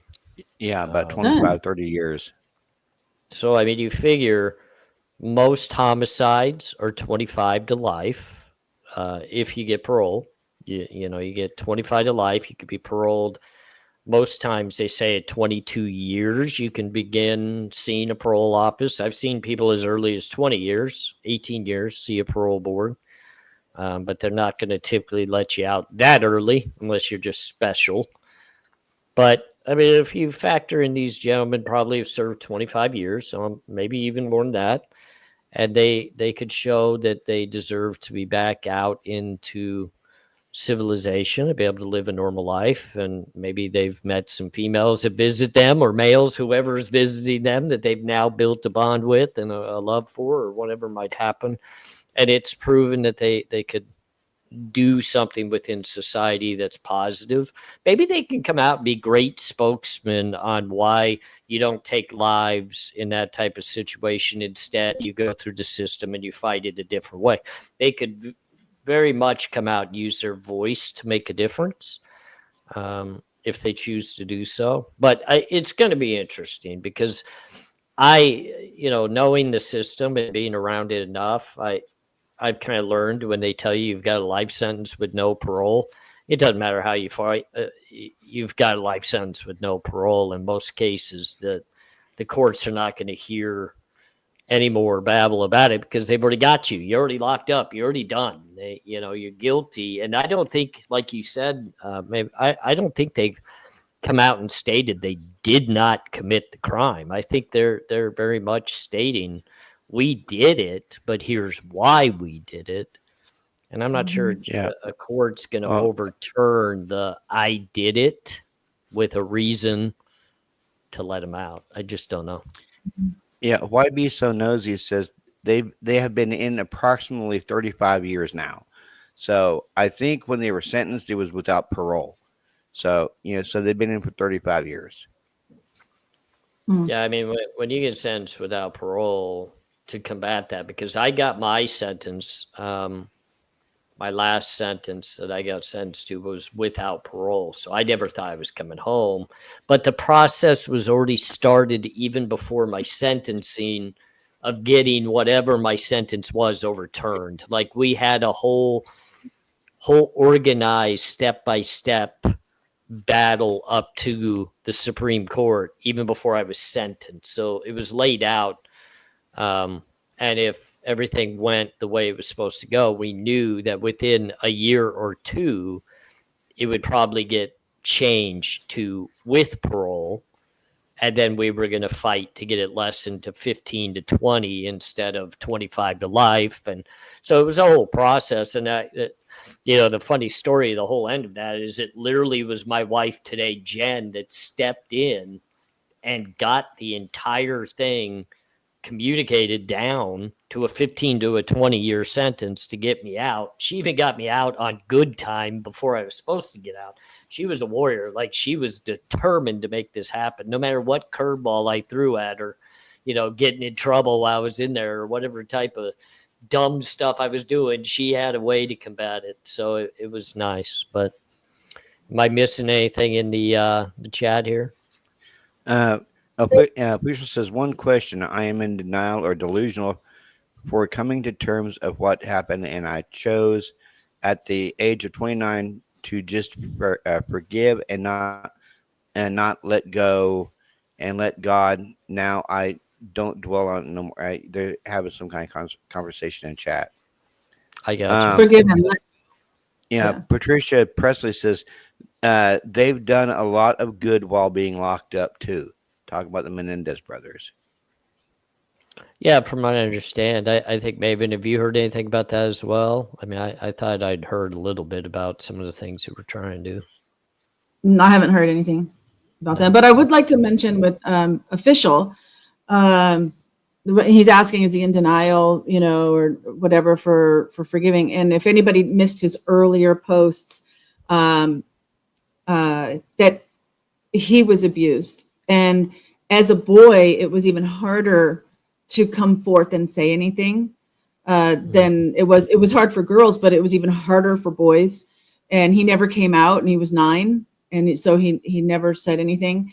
And then now he's saying at age 29, he's just let it go. And I think that's an individual journey for each person. And I think some people, you get to the point that if you hold on to that and you don't let it go, it's going to kill you physically. I mean, you will get sick somewhere in your body unless you let it go. So if that's where your journey took you, then I think that's perfectly fine. And that's what was right for you to do. Whether you should bring it out now, that's also a personal choice. But I think it's real important to understand that people, mostly men, but it could be women, that abuse children, it's not just a one-off. and they were probably doing it before you, and they've probably been doing it after you. And if that person's still alive and you want to come forward at this point, even though all the pain it may cause if it was a family member or something, and all the heat that you might take, I don't know, maybe there's something anonymous or you know what, I would get counseling. I would talk to somebody more professional than myself about those kind of options, because maybe that's what you're talking about, just letting it go. If I may, I just kind of want to add what you're saying. And Official, if you are able to get my email off of my page, you're more than welcome to reach out. I've been vocal. I've shared out there that I myself was born into abuse, very substantial abuse through a biological family that I was taken away from very early in life. And it affected me for a very long time. But on top of that, through my younger years, after being placed into foster care and various places that I, bounced around to before finally being adopted and going the route I did, I was severely abused in other ways as well.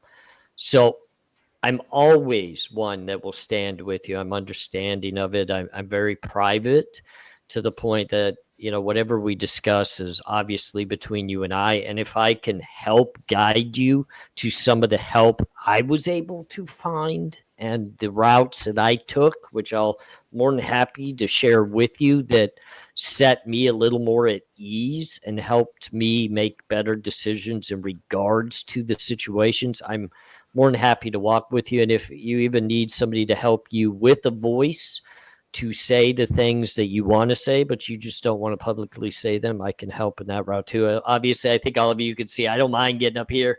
I don't mind speaking to people. I don't mind utilizing my voice, whether people want to hear it or not.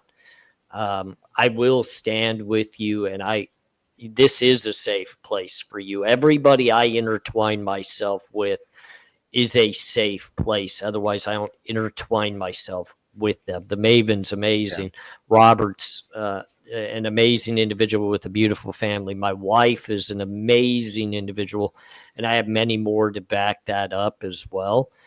So privately reach out to me. Let's just chat. Let's just get to know each other a little bit. I'll share a little bit more about myself and the things that, I've been through and worked through. And then I will be the listening ears for you to share what you're comfortable. And as we build a little bit of confidence, then we'll go down whatever route we need to go to help you feel better about. Yeah, he says, whoa, sigh of relief. You know what this is, God, whoever is out there that made me catch this live. Thank you. Yes, I need help. I'm lost. Hard to trust people. It is. Trust in today's society is difficult, but the one thing that I've learned, because trust me, I'm one of those cynical people that looks at everything and analyzes it all. And I just purposely avoid certain people and types of people because I know how hard that trust is. And I don't want to get hurt thinking I could trust somebody and then finding out I can't. Robert, you know this. I mean, we've been through ups and downs, you and I ourselves, but we built a strong enough relationship that through that we know we can trust that we're going to get through it. And the one thing that I'll tell you, I'm glad, Official, that you were able to come here, because this community, the very one you're looking at in the chat, these are amazing individuals. I can't speak upon everybody because there's probably some in this chat I don't know. 95% of these individuals I do know would support you and have your back in a heartbeat. And like I said, if you want to reach out to me in private, it doesn't matter what time it is. It doesn't matter how much you need to get off your chest. I'll even give you my personal cell phone number. If you need to call me, you can call me. And Robert, do I not answer my phone at the oddest times of the night? Like, it's like, if you got to talk. Sometimes you answer my calls and sometimes you don't. Well, that's just because I've learned to ignore you, Robert. No, but definitely, if you got something in your heart, Official, reach out. definitely reach out. Yeah, he says, "OMG, you guys are so kind." But no, we're talking about this, and I don't know if I've told you this before, AR. Um, when I was a baby, um, I was physically abused and emotionally abused by my biological mother and biological father. Um, I was yeah, I was about a year old, and the land we were living down in Florida. The landlord had came in to do like a house check or apartment check. The landlord found me laying in my crib, covered in bed sores, and my parents were nowhere around. So she instantly scooped me up, called the DHS down there, or Department of Children's and Families down there in Florida. They opened a case. I was in foster care for almost a year and a half while my grandparents fought for my custody, and and it was just kind of odd and at the same time weird. My mother by adoption became my sister, so I grew up knowing my mother as my sister, but I was like my great grandparents. They were very protective of me. And so was my grandparents, who were my parents by adoption.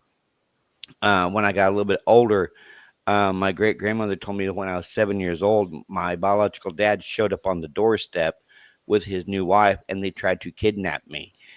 And Mm. my great grandmother said, if he would have made it out that door with you, we would have never seen you again, or you would probably been lying dead somewhere. And this was when I was when I was 7. So I mean, I've had a hard life, and I know what it's like not to trust people. Yeah, I mean, for the longest time, I didn't even trust my own mother, even though she was my sister by adoption. And I wasn't told that she was my mother until I was like 16. And kind of broke her heart. Yeah, and I didn't care at that time. Yeah, I looked at her and says, "You're not my mother. This lady's right here. This lady right here is my mother. You're nothing to me except for a Mm. sister." And that hurt her, but I didn't care because of what all I went through when I was a baby. Yeah, and up to 2 years old. Yeah, I didn't like being in foster care. I starved myself for 6 months in foster care. Yeah, they like literally had to force feed me while I was in foster care. And now your wife force feeds you today. If you guys don't mind, I have another beautiful lady. Maven, do you know Nina with Warning Label? Nina, have you ever spoken with her? Mm, I don't think She so. she's an amazing woman that I got to know here on the platform as well, and she has lived a life herself. She's lived a not perfect life. She did lose a child to a very devastating situation, but very good friend of mine. She's also a content creator, working her way up through the ranks of getting her voice out there and heard. But I would like to bring her up too, because she can speak with us on a lot of things, true crime and real life. And I think right now, we're kind of transitioning a little bit here in our conversation to real life as it is. But I've been promising her that I wanted to get her up here and interact with her a little bit. You don't mind if I bring her up, do you? Of course not. Please, the more the Okay. merrier. Nina, Warning Label Nina. I'm gonna go and drop the link here if I can figure this out one more time. If you would like to join us, I would love to have you. And then we'll see if I can figure this out without screwing everything up. I think I may have learned how to do this, guys. This is like amazing for me because I told my wife I would never figure this out. There was no chance in the living daylights, and guess what? Here we are, and I'm doing it. So, And look, you got a pretty background too. Yeah, I know. He's got a Xander background. That's actually my little one that obviously you see all the time on the dog channel. We got Xander, baby Xander on the right, and the more cool grown up Xander. And I'm gonna go ahead and Warning Label Nina is up here with us. And I think she's on mute. So hopefully she takes it off mute. There she There you is. go. How are you? I am fantastic. How are you? I'm doing well. It's good to finally have you up. I know I've been meaning to do it, and you've had to tear me a butt because I haven't done it. And now I finally did. Now you're here. I know, boy. I tell you what, you've got definitely the conversations going on in the chat. Well, as you know, I mean, we talk a lot of true crime, and it's always, enjoyable to do that. But this is real life. Real life situations do come up, and sometimes it takes somebody in the chat that comes in with a real life situation that just breaks that conversation wide open. And I think we're all human and we're down to earth people. And who's better to have up here, Warning Label Nina, than you up on panel, because you've experienced and you've had good, you've had bad, you've had sideways, you've had up, down, and you're a great guide of real life. So, Well, for official, I mean, the only thing that I'm going to say is number one, definitely hook up with AR.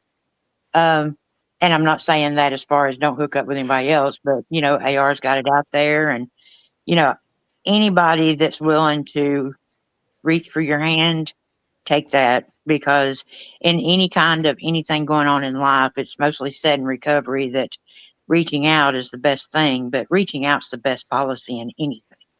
And I know that phone gets heavy, but you know what? Lay that baby down on the little desk and dial the numbers with it laying down. You don't have to let that phone get heavy. yeah, I mean, I think it's always important, and it's something that I'm learning in life is instead of thinking I can handle it all on my own and I'll be okay later if I just handle it by myself and move forward and I'll get past it. And that's not normally what happens. Normally it eats away at you and eats away at you, and then it leads to something else happening. And I'm that type of individual that makes really bad decisions when I don't just handle it reaching out for help sooner than later. If I wait, I make a bad decision. It's normally one that it hurts other people or it hurts me, which hurts other people. And it's like, just take that step forward. Just understand that it's going to get better, but sometimes you can't do it on your own. And it's okay that you can't do it on your own, because sometimes having some support, it's not people are doing it for you. It's the support in the direction of doing something to better your situation. And the people that support you in doing that, that's what matters. That helps out so much. And Nina, and her and I talk behind the scenes too. And it's like that motherly son type conversation behind the scenes, to where I'll say something off the wall, Nina will correct me, and she'll throw it back in my direction like, look, son, I told you not to think that way. But even though we're a back and forth time bomb, at the end of the day, we care about each other. We help each other through a lot. And I think that's very important. I'm very thankful for that, Nina. Well, the thing about it is in order to have a friend, you have to be a friend. And there's been plenty of times that you've crawled my butt. That mama's son goes out the window. It's like, no, you did wrong. But the thing about it is we care enough about each other to do that, and we care enough about each other that we can do that. Yep. And trust me, I think this is something that's important, and it's kind of stepping back towards true crime in the Idaho 4 case and many other cases in that sense too. Nina and I do not absolutely look at these things in the same view. Like we have a different perspective of how we feel this transpired, what happened, who did it, why they did it. And we could debate back and forth on that. But the number one thing about Nina and I, we don't slap each other around because of those feelings. We don't disrespect each other. We don't yell at each other about it. We could actually debate. She sends me information all the time to open my eyes to what she's trying to show. And it's like, but that's not how I think, but she's doing the right thing. She's pointing me things to open my eyes to look at it from a 360-degree view. And I think that's where right now it's so hard within our community. And that's what's such a downfall in discussing true crime is it becomes hateful, and it doesn't need to be hateful. It needs to be responsible, respectful, and showing that we can learn from each other to get to the end result, which is justice. And it's not justice for our feelings and our thoughts and our opinions being right. It's justice for the actual victims and the families and the people involved in the case, not us. Like, my feelings don't matter in the Idaho 4 case. At the end of the day, my feelings at the end of the day in the Idaho 4 case doesn't solve anything. It doesn't get the perp. I can't solve the crime. But I'll tell you what, I'm appreciative of people that are willing to open my eyes and say, hey, look, you're looking at this one-sided, and you need to look at this, and that'll help you make a better viewpoint in your next discussion. And that's one thing Nina does for me. She keeps me grounded. She keeps me, and I get mad at her at times for it. Like, stop doing it, Nina. But she's very good at that. Very, very good. So. Well, I mean, the thing about it is I've sometimes, and I've only been doing this for a year, so I'm like a newbie at all this. And so when I first started doing research, I was like, have y'all seen this? And they're like, yeah, that's been debunked 6 months ago. Have y'all seen? Yep, yeah, that's been debunked 12 months ago. And, so I was doing all this catch up, and I had all this research, and I was so excited. Debunk, debunk, debunk, debunk, debunk. But that's okay because I got through all of it. And then it was like, you know what? If it's already been debunked, then that means that you got to confirm your stuff. You don't put your stuff out there. And you can ask AR, if I'm on somebody's panel and I say something, you can guarantee that I've got receipts because I'm not going to disrespect somebody's panel and just make up something. And I'm happy to be on panel with you again, Nina. It's been a long time. I was going to say, Robert, you ain't locked me in forever. You guys, have you guys been on panel together? I'm trying to remember. We've been on panel together, a couple of times, Nina, on my channel. Robert's panel was actually the first panel I ever went on. Oh wow! Okay. Yep. He had me on like 3 nights in a row, and since then I have turned into a panel hoe. Well, I can't disagree with you. See, I mean, that's just it. Look, y'all, I can be on a panel and do great, but boy, don't put me in the driver's seat. Man, I went to go live one night and I sit there and I broke out in a sweat. I just shut the computer and said, nope, not doing it. Is this the first time you've been up with me, Nina? I think it is. Now, I have been on panels with you, but never. Right. I've never been invited up on AR's panel.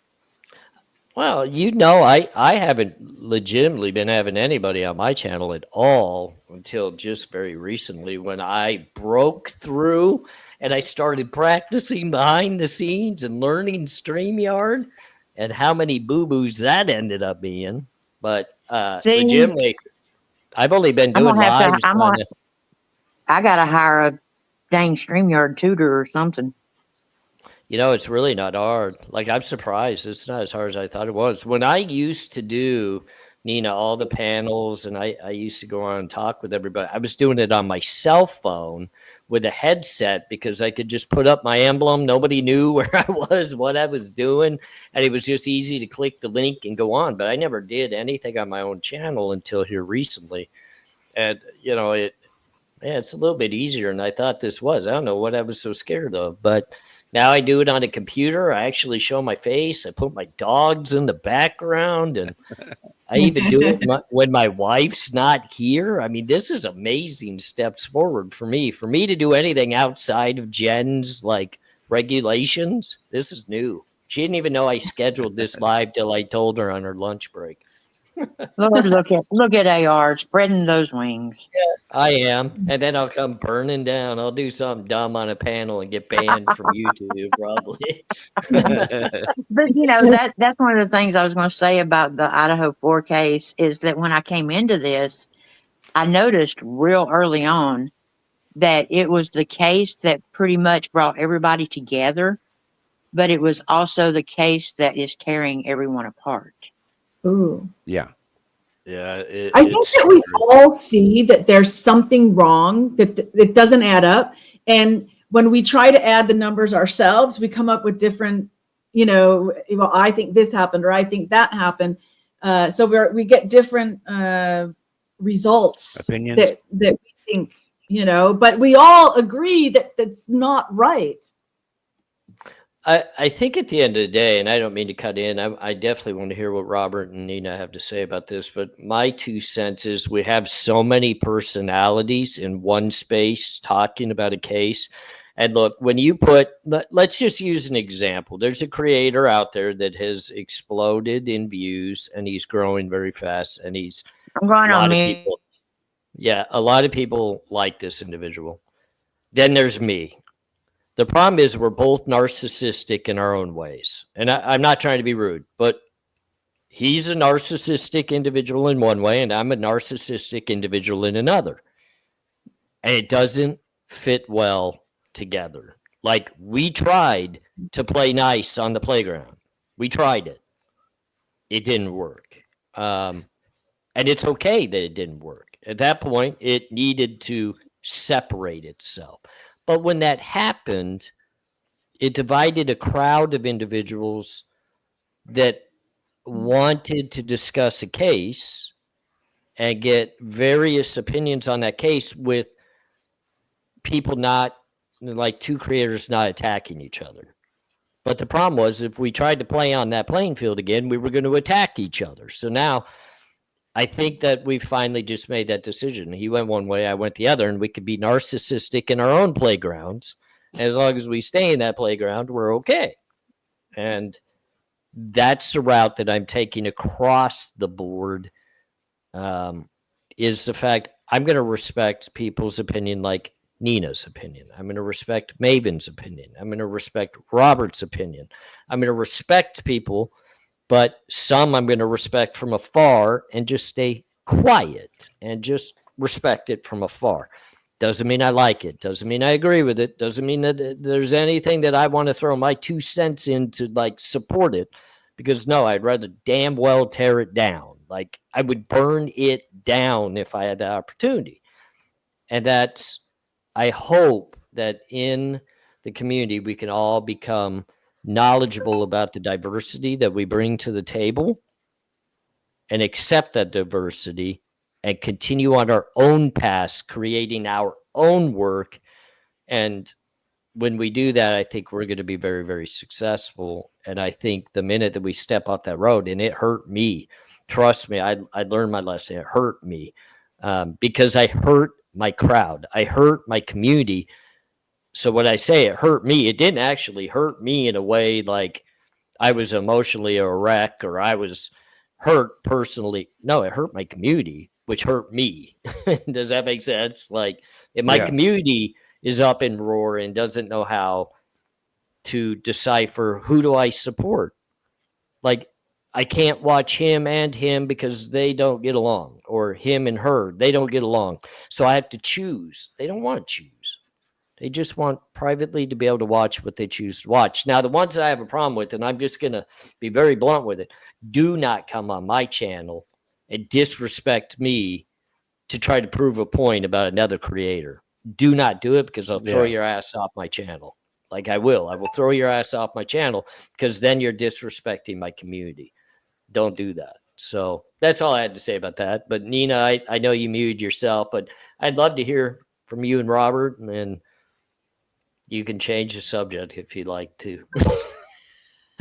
Maven's over there smiling like, damn, get him off this subject. Fine. Fine. No, it was when I just saw a comment from Twiz, and he said, "Hey, wait, I'm the only panel here." That's true, Twiz, but you haven't been one on my channel in a long time, or ever. I don't think he's ever joined me either. This is all new for me. No, well, he's joined you and I over on my channel. Yeah, if you remember, one night it was you, myself, Kiki, and Twiz. and this was like right around the time the hearings were still in Latah, because he was going to the hearings. Well, I remember And being on panel with him and Drunk Turkey. I think you came on that panel too. yeah, That was fun. That yeah. one I Twizzle just Stick had. says, yeah, Twizzle Stick says, I don't think you're really live. It really was. We're really live streaming. And then he goes, facts. But So like you said, yeah. There's people out there who love to watch you, who love to watch me, who love to watch Nina, and Maven. But there's people out there who just want to create havoc in our channels. Yeah, I'm not gonna name any names, like you didn't name any names, brother. But there's people out there who like to create havoc in our channels, because we are like at a specific mindset of this case. If Brian's innocent or Brian's guilty, and that's why I was kind of wandered away a little bit from the pro burger side and more to the truth seeker side. Do I believe Brian is innocent? There's part of me that does, but there's a part of me that says innocent until proven guilty. There's people out there who don't like to watch our channels, then don't watch. Don't come into our channels and start causing havoc in the comment section. If you can understand what I'm saying, brother. oh yeah, that's one thing too. Nina and I have a difference of opinions when it comes to cases, and that's okay, because we could still get on panel just like this, be normal human beings, and talk about it. We don't have to be disrespectful of each other, that she's right, I'm right, she's wrong, I'm wrong. But no, we're just talking true crime. This is outside of our real lives. Behind the scenes, Nina and I are friends. We're like family. True crime, we can argue. It's okay. But we do it in a respectful manner. And that's one thing that I do have to say about Nina. When I question something that she has to say about something, it's really impressive when she can bring the proof of why she said what she said. And it's like, I can look at that and say, huh, yeah, that's true. Look at that. That's proof.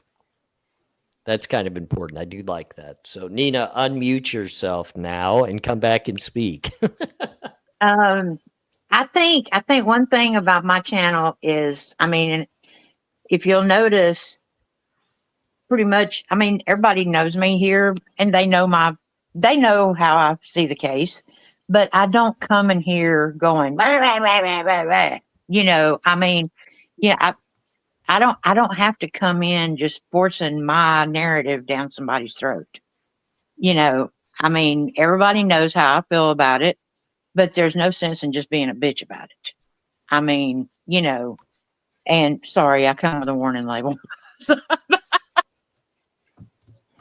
Well, you did put, Maven, she did put it right in her name. I do. Thank you, Maven, for putting up that link. So everybody that's out there, please give some love and support to Warning Label Nina. Maven, did you put your channel link on there as well? Because I did earlier. I can do it again if there's new people. More than welcome to. Yeah, more than welcome to put it in there again. I definitely ask everybody, please show some love and support. One thing about Nina, she works very, very hard. Maven, I know you work very hard within your community and your channel as well. Nina, I've watched grow from a very beginning channel with very few, subscribers, to the point she was really trying to grow. AR probably didn't give me 2 weeks. But that lady is gonna crash and burn. That's not true. That's not true. You've got very valuable things to say. You've got, as I've always told you, I think one of the biggest things, and it's something that I've been able to build maybe my footing on the ground with, is experience in life, like real life. We can come on here and talk true crime all you want. We can come on here and talk movies. We can come on here and talk cars, whatever you want. But what people really value is a real life experience and somebody that's willing to be transparent and honest about that. And if anybody hasn't gotten to know Nina, she is very upfront, she is very direct, and she is always willing to put herself up on the front line. Like, look, I know I'm not perfect, but I'm going to be honest about what it is, and I'm going to share that experience with you. And I think that's important because I do the very same thing. People don't like the fact that an ex-criminal gets up on a true crime panel and starts talking about true crime. And it's like, I think I've earned my way to this panel through my own actions, and they don't understand what that means. It's like, I could speak upon it because I've been there. Like, I get it. I understand how to kind of handle this, and what's going on. But I still learn every day. And Nina, I've watched you from the baby first few subscribers to where you are today. You're working with another creator that I love and adore, and I have so much respect for, Unfiltered Lucky. For those of you out there that know Unfiltered, he's an amazing person, and Nina has the privilege to literally work directly with the man, and that's something special, Nina. That shows a lot about you. Let me tell you something. Unfiltered Lucky, man. I tell you what, I can't say enough about Lucky. I mean, I did my unboxing and everything. I mean, that man sent me my microphone. He sent me my laptop. I mean, and I can put it out there because I have a video of the unboxing of it. So it's already publicized, And when he started mentoring me, he's been my mentor now, golly, 3-4 months, AR.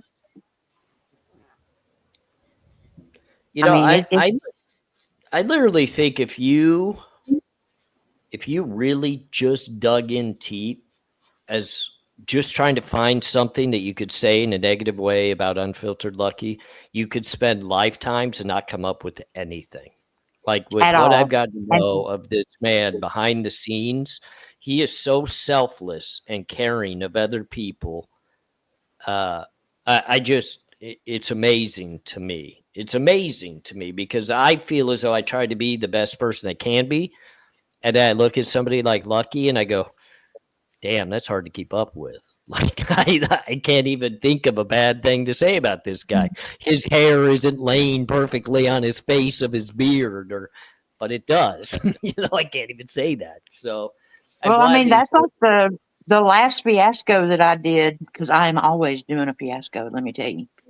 But the last one I did, our conversation was, Nina, I can never tell you what to do or how to handle or anything like that. I can just tell you to make sure that you think about it and blah, blah, blah, and I'm like, okay, he didn't say no. So that's a good thing. He didn't say no. I mean, he just told me to think about it. Well, I thought about it and I did it. Yeah. Well, the next day he was like, oh, Nina.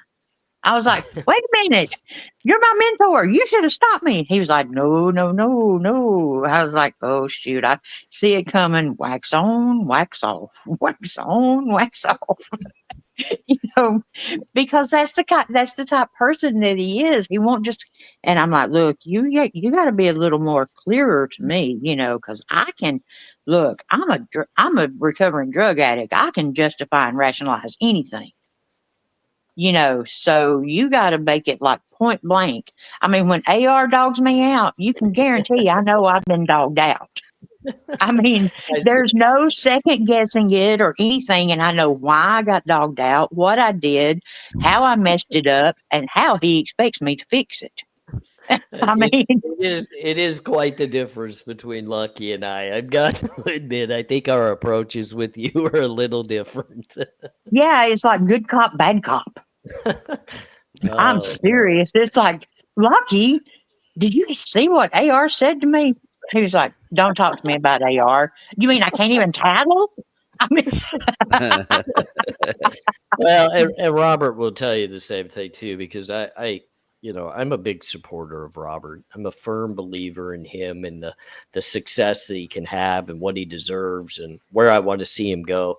And trust me, you're not the only one that's gotta endure the little bit of my side when it comes through. Like, it's not that I'm your boss or I'm anything of that nature, but I'm very direct. I mean, I think both of you will probably be upfront and honest and say I'm extremely direct in what I have to say, and I just say it. So Yeah, Yeah, see, I at mean, least like I that come with a one night warning label. AR don't. yeah, like the one night. Yeah, like that one night, Kiki and I was doing a live stream. And you text me, you text like legit text me. Your live is a shit show. I think I did too. I think I do remember that. And it's not like trying to be disrespectful or rude, but I'm watching, and this is like my brother, and then I adore Swamp too, and I'm watching what's going on. And I'm seeing what's happening in the chat, and I reach out and I text message over to Robert. And I'm like, dude, like I don't know what you guys are doing, but this is just one big shit show happening in front of me, and you got to end this. Next thing you know, like I think I turned around to say something to my wife, and I looked back and he had ended the live. I was like, no, that's not what I meant. Like, don't end the live. What are you doing? But I'm sorry. I get my Well, I mean, mom.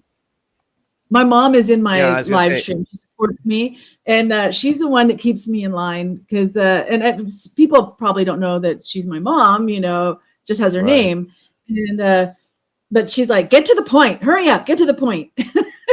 Stuff. It keeps me in line. but Well, yeah, Well, I what's mean, I so talked sad to about Lucky. it though is like with AR though, like most of the time, if he's saying, "What are you doing?" it's because he knows that I'm somewhere that I probably don't need to be. But maybe I don't know any better, or I'm just in a really bad mood, not caring. I mean, so But let me tell you, I'll be like blah blah blah blah. He'll be going, "What are you doing?" I'll be, "Damn it, he's looking over my shoulder." I mean, he's you know, everywhere. I think the best way I can explain it, Maven, you'll probably understand this. It's I care enough. I want to see both of you to your fullest potential and succeeding, and people loving every minute of seeing you. And there are times, even myself, where I just put myself in a position. I go, why did I do that? Like, why did I jump over there and do that? That did not benefit me. It's not going to benefit me. So there are times, like I'll see two people I really care about getting into a situation with something that I know is not going to be beneficial for them, and it could potentially hold them back. Like it could turn around as a negative, and I only know that because I've been there and I did it. So I want to reach out to you guys, and I just hope both of you guys know, and maybe you're included in this as well. We've had some interaction, never like what Robert and I or Nina have had, but Yeah. I care. I only do what I do because I care, because if I didn't care, I wouldn't do any of it. Like I wouldn't talk to you. I wouldn't reach out.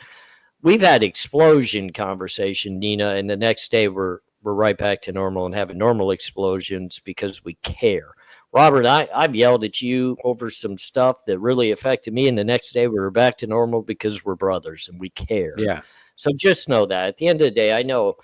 Look, my wife tells me every day I'm an asshole. I get it. I understand. It's the truth. But I I do love care Ken. about you guys. I do care about you Yeah. guys. So, and I talked to Lucky behind the scenes in his Discord DM, and he asked me how my channel's going.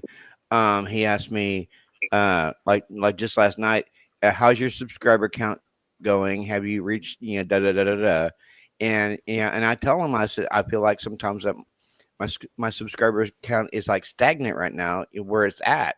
And he said, yeah, he said, I feel the same way. He said, there's days I get 100 subscribers and there's days I hardly get any. And he said it's just the ebb and the flow of the algorithm. And he said you're gonna get points when you gain subscribers or when you lose subscribers. He says nothing that you're doing wrong per se as a content creator. He said there's just times when a YouTube will say, yeah, we're not rewarding you today? I'll just give a little bit of advice. I'm not a big content creator. I'm just that average guy on YouTube that gets on and creates some content and does lives like this. But the one Yeah. thing that I'm learning each and every single day is I don't care where my subscriber count is. I don't care if I'm at 50,000, 5,000, 800, 200. I care about the quality of the people within my chats Yeah. and that are interacting on my chat. Like, I get it. I understand the monetization goals. I get all of that. Like, I understand it all. But at the end of the day, from what I'm learning, I really care about the people that come in here and create Yeah. the community like what we have that's happening in each and every live that we do, that we can talk to, we can hang out with. And the people like Lucky as creators and Pete with Murder Metal Mayhem and those that we can interact with on a respectful level. That's what's becoming most important to me. I'm never going to be your biggest subscriber of a content creator. Yeah. I'm not going to hit hundreds of millions of subscribers, and I'm not going to have 50,000 views per video and all of that. And I'm okay with it. Like, that's the best advice I can give you. Get comfortable with the people that care and Yeah. stay distant from those that don't, because you could have, look, I'm almost 11,000 subscribers, which is amazing to me. I'm like, how is that even possible? I was surprised when I hit 50. I don't even know how I got to 50, but all right, I'm at almost 11,000. Legitimately, all 11,000 of those are not supporters of me. Some people have just forgotten that they subscribed to my channel in the past, and now they never even come to my channel. I know this because I can see the demographics and the analytics of my channel, and I can see the comments. I can see the views. I can see all of it. Like, I know Yeah. what I used to get view-wise. I know what I get now. I know all that. I care about the people that come to my channel that are interacting and caring and respectful and sharing love Yep. with people like Nina and Robert and the other creators. And it's a real community atmosphere. Don't care about the others, guys, because they're come and go. They come, they go. And most of the times, the people that come and go in our lives, the number one thing that I've learned about it, when they come and they go, when they come, it seems all good and it's all fun and games. And when they go, it's painful and something hurts really bad. And that's because Yeah. we allow ourselves to either get a false sense of attachment, or we actually get attached and they break our hearts on the way out. And at that point, it's scary. And I see Nina probably jump down. No, she's coming back up. I must have booted her. Whoops. Well, I'm currently at like 580 subscribers, and I want to hit the 1,000. Not because, I get monetized and all that. And I know that all this algorithm, to me, it seems like it's a pyramid scheme that you have to constantly be increasing in order to like be pushed out there. And I don't believe life is like that. So, but what I really want to do is have personalized emojis. Oh, I And know. you they're can't do fun. that until you get to 1,000. I know. So- Jen has those for my channel. It's like dogs and all kinds of stuff. I don't even know how to use them or what to do, but I'm Yeah. Thanks, Deb, by the way. She said she just subscribed. awesome. Hey, Awesome. I'd like to bring up, there was a guy named Truth Exposed. Somebody named Truth Exposed made a comment about the Mhm. Idaho 4 case, and forensic radiology is what he said. I guess that's x-rays or something. But anyway, he was saying that that there's ways to prove the evidence. It was only one person instead of more than one person. And right now, as far as all of what I know has been released as evidence to us, yes, I agree that it's possible to tell with the evidence if there's only one person, but I haven't seen with my own eyes yet that evidence exists in this case. Yeah. Is this it here? Is this the Yeah, that's the one. And so I'm still kind of on it could be more than one person boat. That's where my thinking is. I'll tell you this. Forensically, the medical forensics, the timeline that they give by the white car, which ends up from the time it shows up and then it leaves finally, it's like 12 minutes or something, but then you cut that down to getting in and out of the car, then it's like 7 minutes that you might have in the house. I don't believe there's any way that those injuries on those 4 people could have happened by one person in 7 minutes. Medically. That's so if it is only one person, it can't be that timeline. Right? And I don't know that timeline's good anyway. I don't know that particular white car was the killer's car at that time and everything. So I think there's a lot of possibilities that we can, we were talking about before, having a conversation. We can agree that some things don't add up, but where they add to can take us in different places. I think this is what's amazing, and I'm excited to hear Robert and also Nina's discussion in regards to this, because this is what this is about. We got a panel of people up here that we all have different sights into this, and that is what this is about. Because it's one thing for me to only bring up people onto a panel that believe what I'm saying is the right thing. And I don't want to do that. I want some differences of opinions. And Robert, I'm not going to push you out of this conversation, but Nina, I'm going to kind of put you on the spot, because I'm very interested in what you have to say in regards to this, because it's a good debate, back and forth question to speak upon. As far as what Truth said about, as far as like the one perp and stuff like that being proven. Yeah, let me read the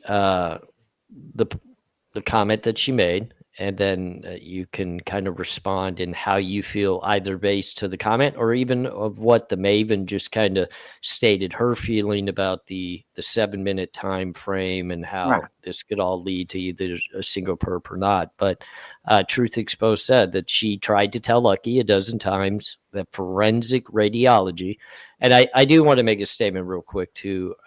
Truth Exposed is highly educated in forensic radiology. I've learned a lot from her, whether I understand it or not. Trust me, she has made some incredible statements to me based upon this. But she states it can prove it was one suspect and only one weapon. Now, obviously, Lucky has continued to speak as if there's been more than one suspect. I believe many of us have spoken to the fact that in our mindsets there could very potentially be more one suspect. But I would love to know kind of your feelings and your thoughts, Nina, because I know in discussion with you, you have some very valid and very good points as well. As far as what Truth says, as that right there with the forensic radiology, I think forensic radiology could probably prove anything down to anything that needs proven. But I think the problem is that a lot of us don't understand exactly how it would prove it. Does that make sense? Mm-hmm. He has another comment that talks about that. And he's absolutely correct that this technology exists, and that the And science believe is me, Truth Exposed ain't no joke. She knows her stuff. I give her that. Is this the other comment that you were referring to? Yeah. Okay. Now, see, when I read this comment, not to cut you off, Nina, this just put me back in kindergarten when it comes to the IQ test, because it's like I'm reading it and I go, I think I get it. I damn, I didn't get it. Okay, I got it now because of the DNA transfer from victim to victim and stuff like that. Right. Okay. Yeah. Now, And the type of me, AR, the side I'm on is the one perp, and the one perp is correct. But I base that on a lot of research. it's not any better than anybody else's. It's not any worse than anybody else's. It's just that I can't come up here and say that I don't believe one way just because of a panel I'm on. I have to stay true to, what I believe. And I believe that they have the correct person. Do I believe there were mistakes made? There was a lot of mistakes made. Do I believe that Moscow Police Department probably never ever thought they would do more than write a college parking ticket or something like that, or I don't think they ever imagined that they would ever be walking into something like that. So I try to give them that grace of filing up. I don't, as far as a setup, I do have to say that, in my opinion, if he is set up, then we're saying that Moscow Police Department, Idaho State Police, Latah County, WSU, the state of Washington, Whitman County, Pennsylvania, CERT, all of them, that they all got together and they are willing to put their badges and their years on the force and everything else to go with this narrative and to help set somebody up. Okay. I Okay. can't wrap my head around that. Yeah. Hey, brother. Teresa Morris said, "AR at the end. At the end, can you note where to follow these three you have on here tonight, so we can find and follow them too, please?" Yeah, I'll definitely at the end of this live, when I put this live up, I will put everybody's links in the description of this live. I will and I'll put it in the hashtags as well. So anybody that wants to follow these creators, it will be in the description of my video with the link directly to their channels. And all you will have to do is click on that. And then just real quickly too, because I just want to make sure we're respectful. Truth Exposed, Maven is actually female. I was going to jump in there, but I wanted to hear Nina's In the beginning, I thoughts said there. he. Then I caught that. Yeah. Yeah, Okay. no, it's okay. She's She. amazing, and I want her to know that I did recognize that too. And Robert, based on what you've just kind of heard through Nina and the Maven, what's your feelings? Are you still single perp? Are you multi perp? Or are you how do you feel about moving forward? Yeah, Robert. Yeah. I mean, I love Maven to death. I love I love everyone on panel to death.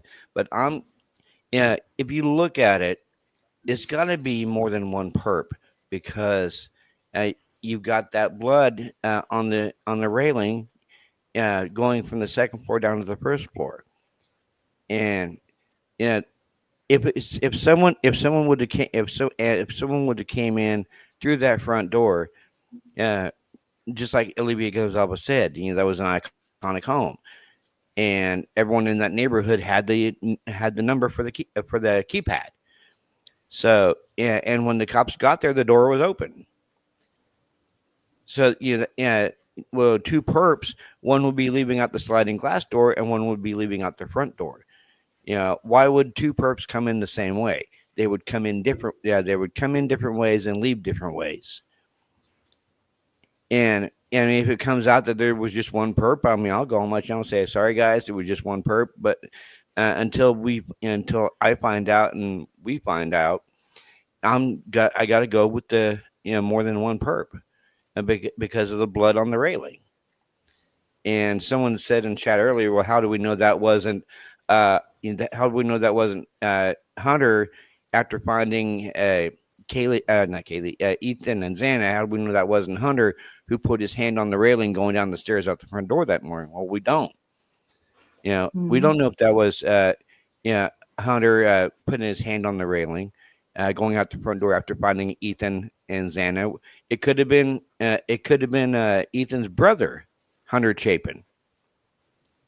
Because he was there that morning too. So was Maisie. All the family members were there. You had Jasmine there, Jasmine Kernodle there. You had Jeff Kernodle. You had the Chapin, Maisie and Hunter, and you had all the family members there.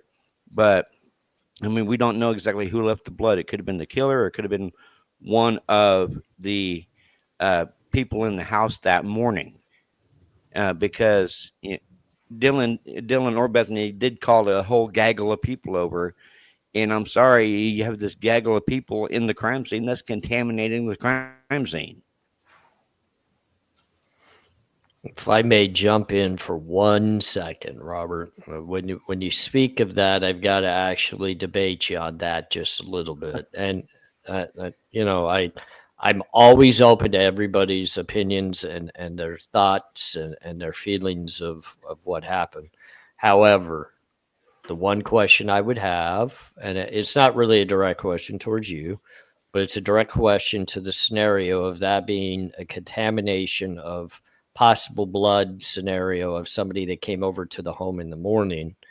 Why would they be bleeding? So it wouldn't be a mixture of their blood with the victim's blood if that was the case. If they came in and found the bodies, I would need to see some substantial proof of why their blood would be mixed in with the actual blood that would be found on the handrail. So I'm not trying to say that I'm not listening to your thought process, because I am. But I'm just kind of saying that would be a very odd situation compared to if we're speaking solely of a potential perp involved in the crime, and we're talking about a knifing where someone could easily get injured. Then we can talk about a mixture of blood that would be more substantial or spoken of in that type of situation. Here's kind of where I stand, and I'll just make it as brief as I can. My researching doesn't lead to multi-perps. The things I look into that I read within documents and the things that have been presented to us does not lead to multi-perps. That doesn't mean I don't believe that it was multi-perps. What has been shared with us is clear that they feel as though this is a single perp and they have that single perp.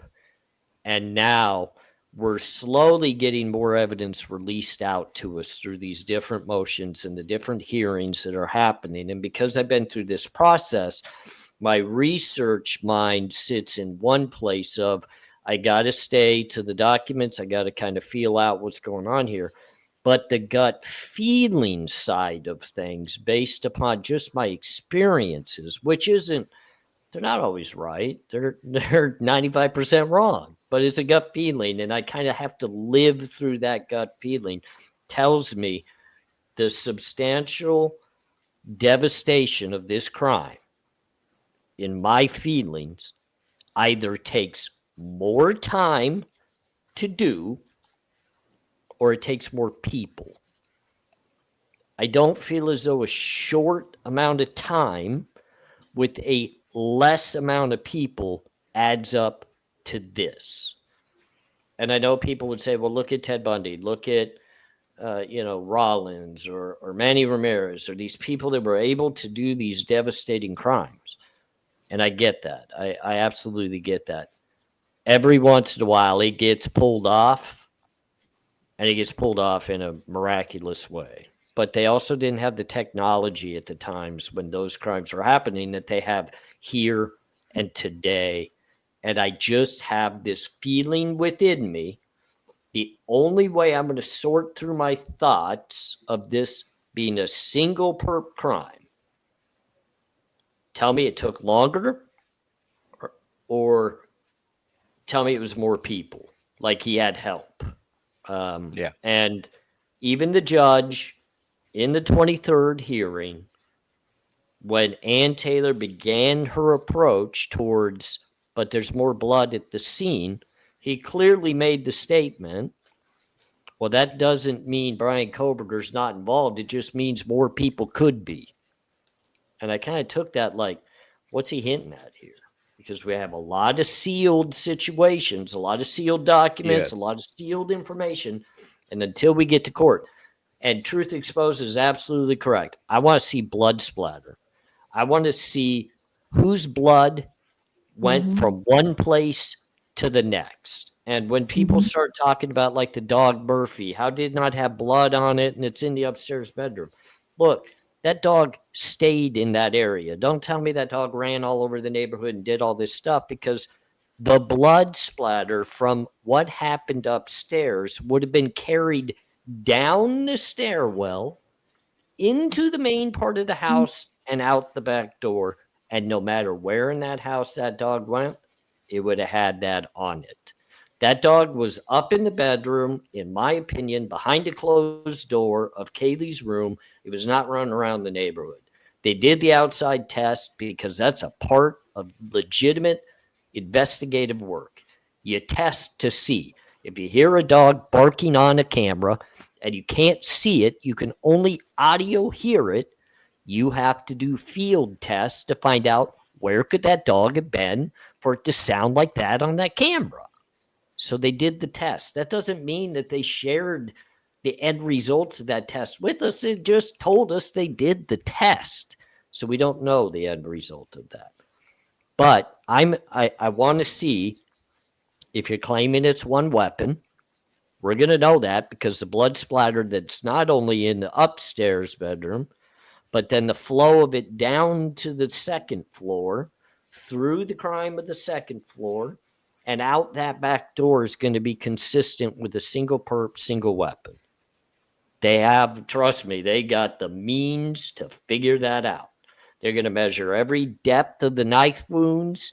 They're going to measure whether the knife dulled, did it hit bone. They're going to know all of that. And that's all going to be presented at trial through expert testimony with exhibits for all. Well, hopefully we don't have to see. I don't want to see it, guys. Like, I want to hear about it and I want to hear the results, but I don't want to see the devastation of this.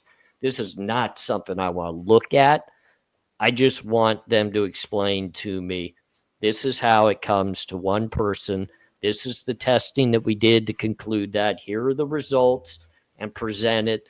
And if it makes sense, then I'll wipe my feelings clean and say, that makes sense. Okay, I get it. But if it doesn't add up, if it doesn't line up, and they can't explain it appropriately that makes sense, and I'm one that kind of, I dive into everything, and I really, it's like OCD, dive into this stuff. And I think you guys are as well. I think we're all pretty intelligent and we're capable of formulating our opinions based upon our knowledge of things we hear and decipher and research.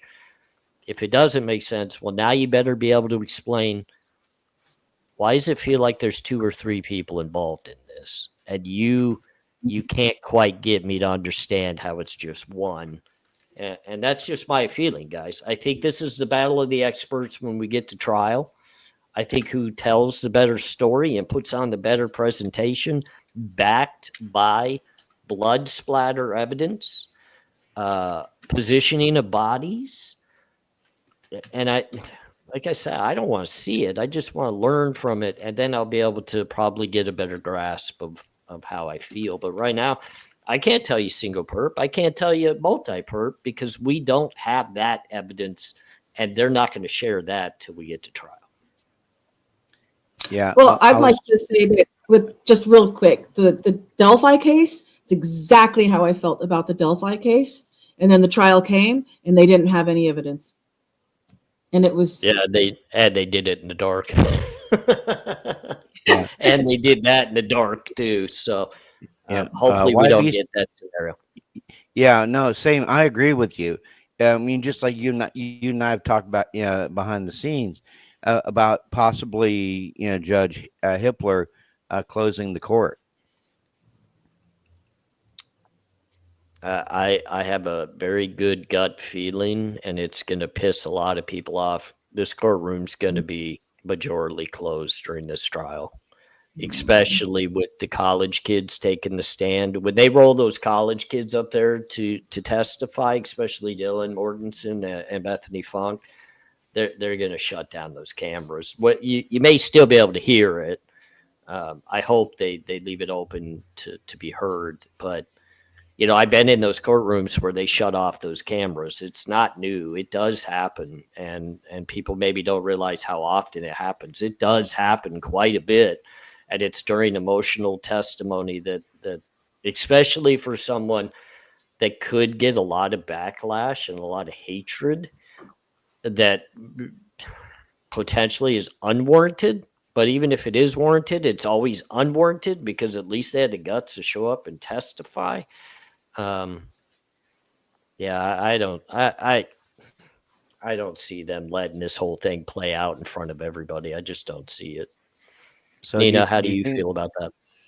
I was gonna say, would you Oh, think that I don't think Go I don't ahead, think it'll go be ahead. near as open as anybody wants it to be. But, you know, I've said the whole time, and I know that it's not a popular opinion as far as Bethany and Dylan, you know, but one of the things I'll say is, you know, okay, their life was spared, but did they really survive it? You know, whatever happened that night, their life ended as they knew it. They can Who? never go back and have the Well, life that they were having. well, let me. Are you referring to Bethany and Dylan's life ended Yes. as they knew it? Yeah. Yeah, because I Well, mean, to me, with, you know, in my opinion of things, I mean, to me, they didn't do anything wrong. You know, I mean, I'm not one of those that thinks they're involved or that they were, you know, the 8 hours, you know, okay, they screwed that up, you know, and we can go on for 2 weeks of how they screwed it up, how they didn't screw it up or whatever. But to me, they're victims. you know, when this first started rolling out, and Robert, I'm going to get to you in just a sec, so be patient with me, and I'll get over to you. Okay. I'm just going to say my 2 cents here, but at first I was very critical. I came off on Dylan and Bethany both in regards to the 8 hours and this and that, and you know, as I've had time to kind of roll with how this is all developing and where it's going, and legitimately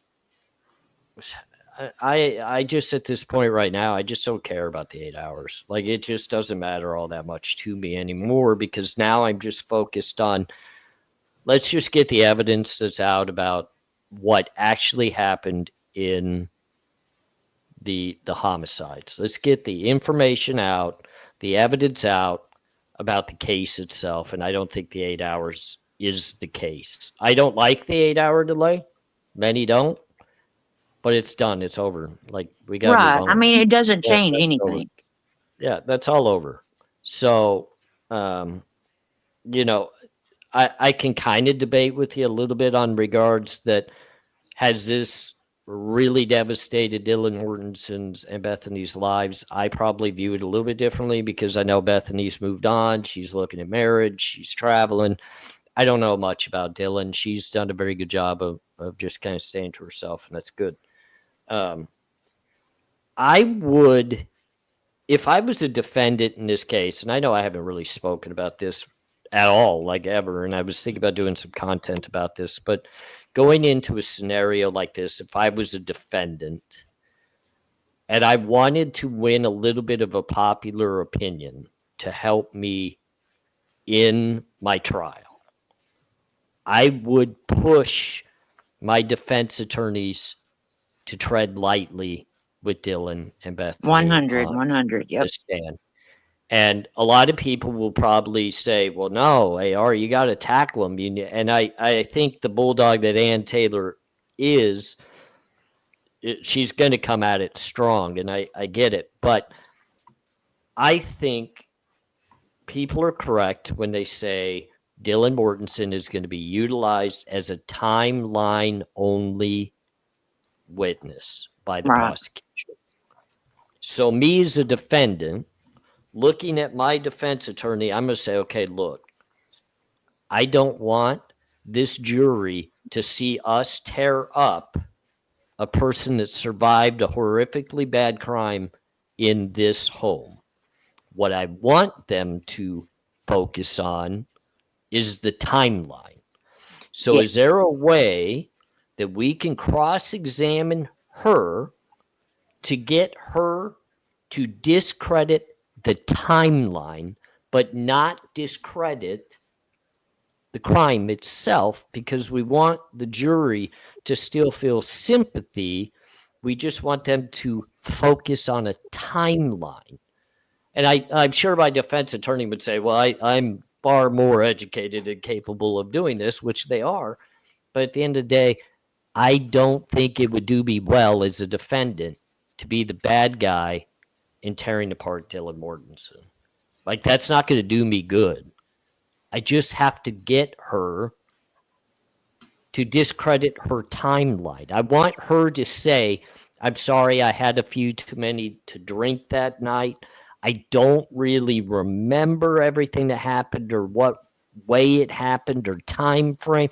Then I feel okay about it. Like, I haven't busted her open. Like, it's okay. We're just fighting the timeline here. But I just have this gut feeling that's not what's going to happen, and I feel bad about that. And it's just maybe why I would not be a good defendant in a case like this, trying to fight for my life, because I would still take other people's character and their feelings into account, even trying to defend myself. So, Robert, how do you kind of feel about that? Well, I just saw a comment from Scott Metalhead. He said, "Well, it was truth exposed. That's if you believe every victim was asleep and not defending themselves." And that just takes me back when he says that to the injury patterns. The injury patterns didn't match because you had Kaylee and Maddie who were clearly stabbed to death, and you had Xana who had edged weapon injuries, and you had Ethan who had sharp force injuries. And the way Jeff Kernodle put it is that Xana put up so much of a fight that her fingers were nearly severed because she was grabbing a hold of the blade trying to stop it. But I mean, there's clearly different injury patterns going on in this case. And I mean, I do agree with you about Dylan not all out attacking her on the stand, but we both.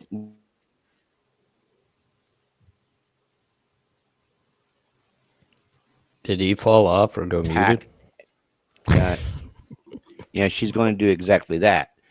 She's going to attack Dylan for the timeline, for the 8-hour gap, and I mean, I'm with you. I mean, we don't know what happened in the 8 hours. We weren't there, so and there's a lot of hype about the 8-hour gap when we don't even know what was going on in that 8 hours. But I'm also going to make the quick statement, Robert, and I am going to jump in on you here a little bit because you just talked about the wound pattern of the victims.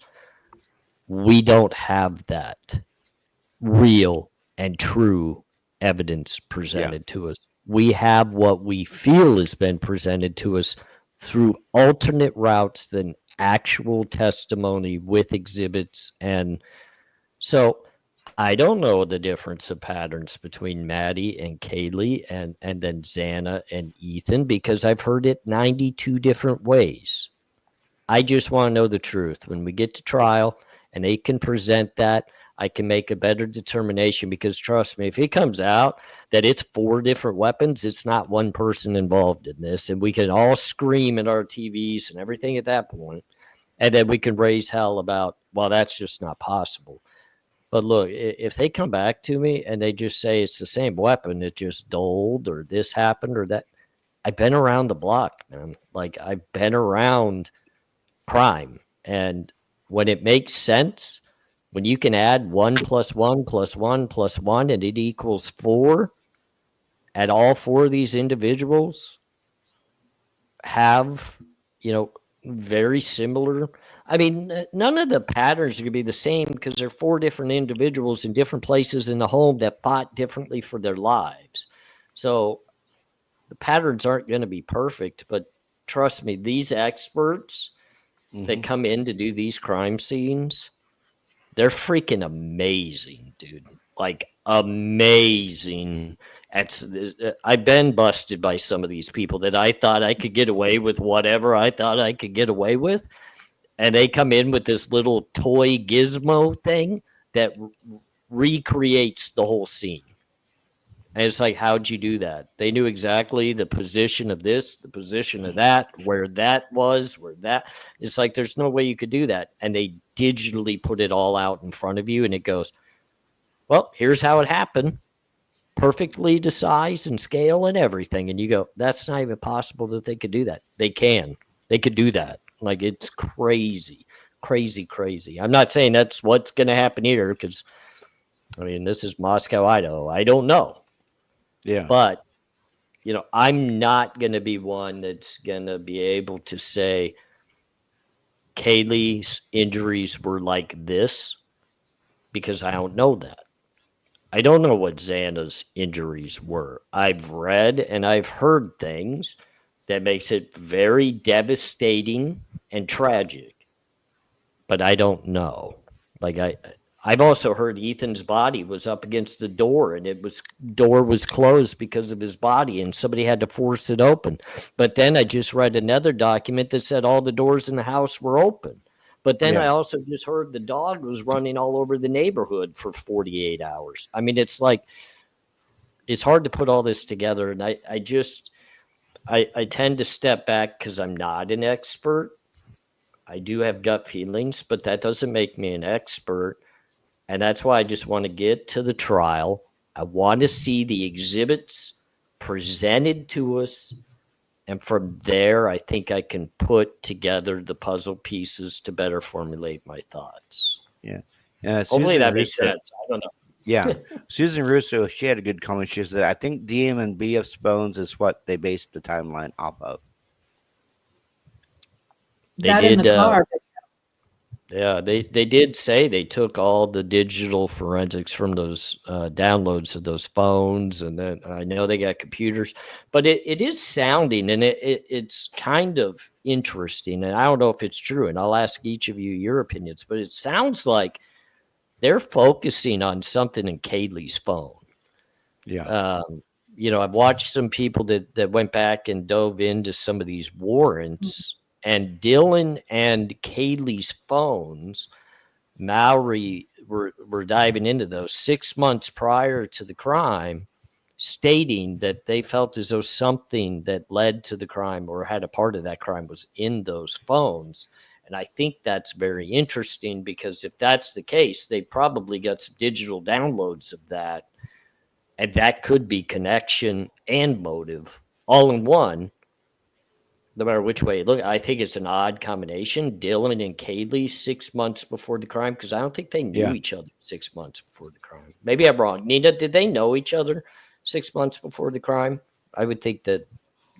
I would say probably not, because during that time, you know, a lot of people don't realize it, but you know, Kaylee and Maddie, they were on outs probably about for 9 months, you know, and it wasn't that they were necessarily arguing or anything. It was just that when they got accepted into different sororities, you know, you're doing the sorority thing and the sorority girls, and you know, you're living at the sorority house and doing your own thing, to where it sort of put a split between them, you know.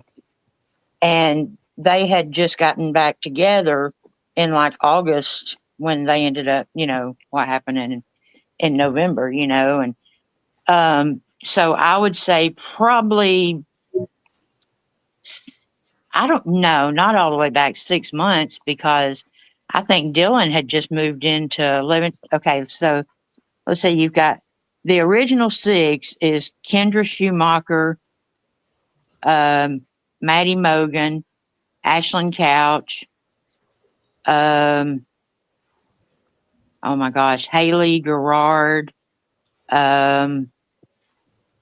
Ruby Simpson, and there's one more. But anyway, they had just started. Kendra was the first one to move out because she graduated, and then Ruby moved out. But the house and everything was still in Ruby's name, and that's the reason that a lot of the Venmos are going to Ruby Simpson. is because they're actually still paying rent in her name. And that's the reason Ashlyn and all of them were still on the lease, because they didn't, every time they sublet it, they didn't redo the lease. I And know, then Maven, you were. I'm sorry. I think Ashlyn was the last one that moved out, and I think Xana was the last one that moved in, or was it Bethany? I believe Bethany. Maven, I saw Yeah. you waving. I think you have something to add too. That No, I was you- just saying goodbye to Official. He was leaving. Oh, okay.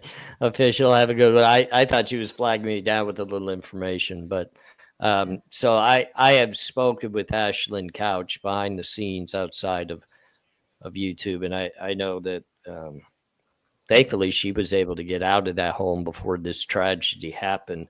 But Bethany and Dylan both were far after her to come into the home, and I think even Kaylee was after her. Right. I believe. Yeah. Yeah. Because, the summer of 2022, the house was empty. Right. They had it rented. They were living there, but they were all in different areas. I Yeah, think they'd gone on their rent. Maddie had gone. She was spending time in Boise with Jake. I mean, they were all just scattered. And so a lot of the time the house was empty. And I actually did a post the other day. I was reading, doing some research, and I came across this thing, and it said that, and it's something I'd never thought of, but the comment was that Brian, and I can't believe I said his name. I usually say Koberger. I can't stand saying Brian because I don't know him in that kind of way. But anyway, it says that he knew that they were calling Jack D and everything, and that he had cameras, and that's the reason for the time and everything of him leaving, is because he got mad because they were calling him so much and everything. And I was like, wait a minute. Where'd that? And I'm not spreading rumors, okay? This is not factual. Do not state this as fact. It is not facts. It was just a way of me saying, does this make y'all think anything? Does this provoke anything? Or, because I had never thought about, was there a reason for the time? If he is the one that did it, why do you leave your house at 2:42 or 2:40? Why don't you leave at 1:00 in the morning, or 1:30 or 3:30, or, is there a certain time? Is there something that said, I got to go now? Well, weren't they having that? Wasn't there that big wreck where the sorority girl ran over those two pedestrians, and that was around I believe between 2 and 2:45, and I think it was like a block away from Brian's apartment. So the lights and the sirens and everything, that would wake him up and drive him nuts to where he just wanted to get out and go for a drive. So a little bit on that, I spoke with somebody that lived in that actual same apartment complex as Koberger. Didn't know Koberger, obviously, but lived in the same complex. And I asked them about that wreck, and what type of, I guess, hassle did it make for the neighborhood? And he said it literally blocked one direction coming out of that apartment complex, that you had to go a different direction to get out. Even if you meant to go one way, you couldn't go that way. You had to go the other. So it was substantial enough that there was enough law enforcement in the area that it changed the direction of people living, in their travel. And, in the back of my head, I started thinking about that, and I'm just, Nina, I'm kind of with you. It's like, you must have been pretty damn determined to leave your house at that very time. And I think many understand Exactly. that. Who leaves during a time like that? There's 400 police and ambulances and fire trucks, and I think I need to go now. I mean, Well, I'm typically the one, when I see cop lights, and maybe this is because of my background, I see cop lights, I stay in. Like, I shut my door, I close my windows, I hide in the back of my closet, and I tell my wife, let me know when it's free and clear. I'm not coming out. And if they knock on the door, don't open it. I mean, make them show you a warrant. But so I mean, to me, when the streets lit up with with lights of police, normally in the back of my head, it doesn't make sense that people are going to run out to their car and try to leave right then and there, unless you got somewhere to be or somewhere that someone's expecting you or something that's going on. Because I mean, you could legitimately just wait it out and say, well, I want to go to the park. I'm going to wait till 3 a.m. and hopefully they've allowed the roadway to be a little more open or whatever that might be. But I mean, that's got to be something. And I know Brian would never, and I'm following your lead here. You know, I probably should say Koberger. He's not going to take the stand, no matter where this goes in this case. He will not take the stand. He doesn't need to.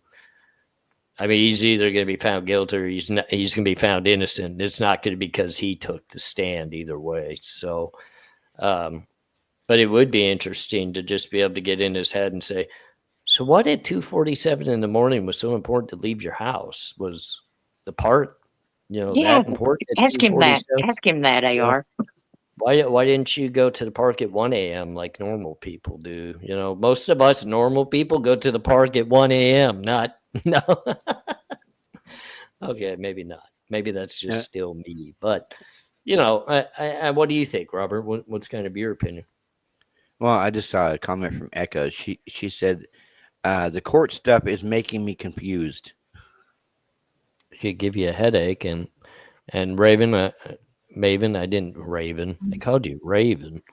Maven, I have kind of bypassed you a little bit. I mean, obviously, how do you feel, about the time frame around the apartment? Do you think it's normal to leave your apartment with cop presence everywhere at 2:45 in the morning? And I mean, do you think that's explainable? I mean, is it? I don't know.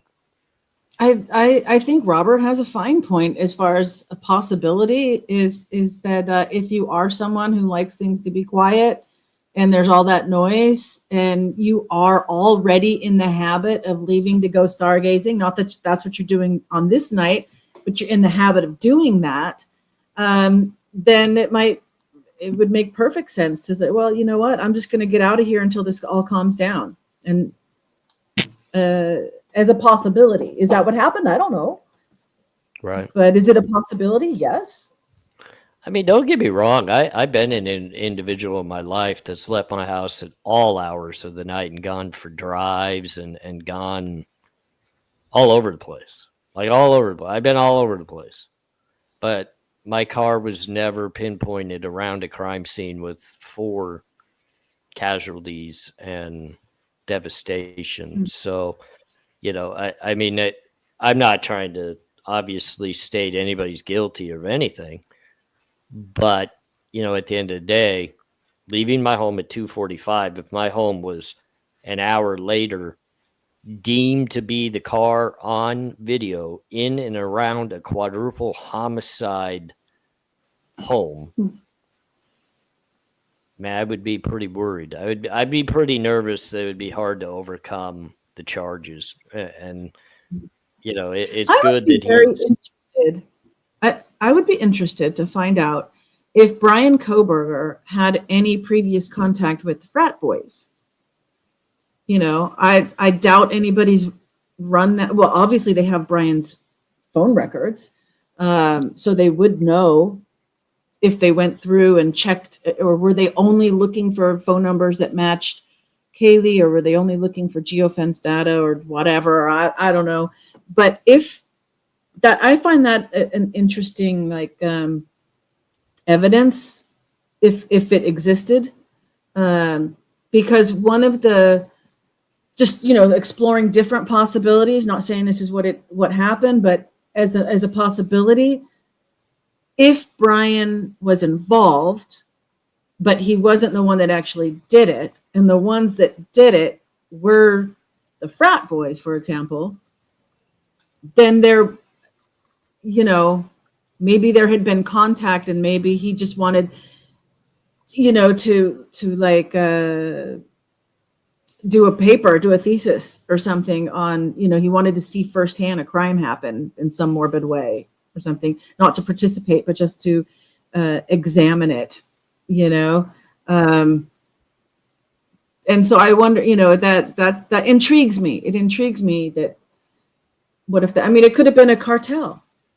If this was a single person, it would have to be a cartel hit, most likely. Well, Um, I have a different opinion. If it's a single person, it's somebody much closer to something within that home. It's somebody literally attached to somebody in that home. So I'm not one that shies away from the possibility of some sort of disastrous situation with multi people that are, a part of certain things. And I would think if that was the case, it would come back to still something very personable within the home. I've always been on, okay, I've got to take the consideration of narcotics, because narcotics, not because I felt as though it was directly being distributed out of the home or because I felt like there was a melee, because I just know people that have habits can become violent. So I was almost looking more at the perpetrator as somebody that could have been enhanced into a narcotic usage and lost their mind and went that route.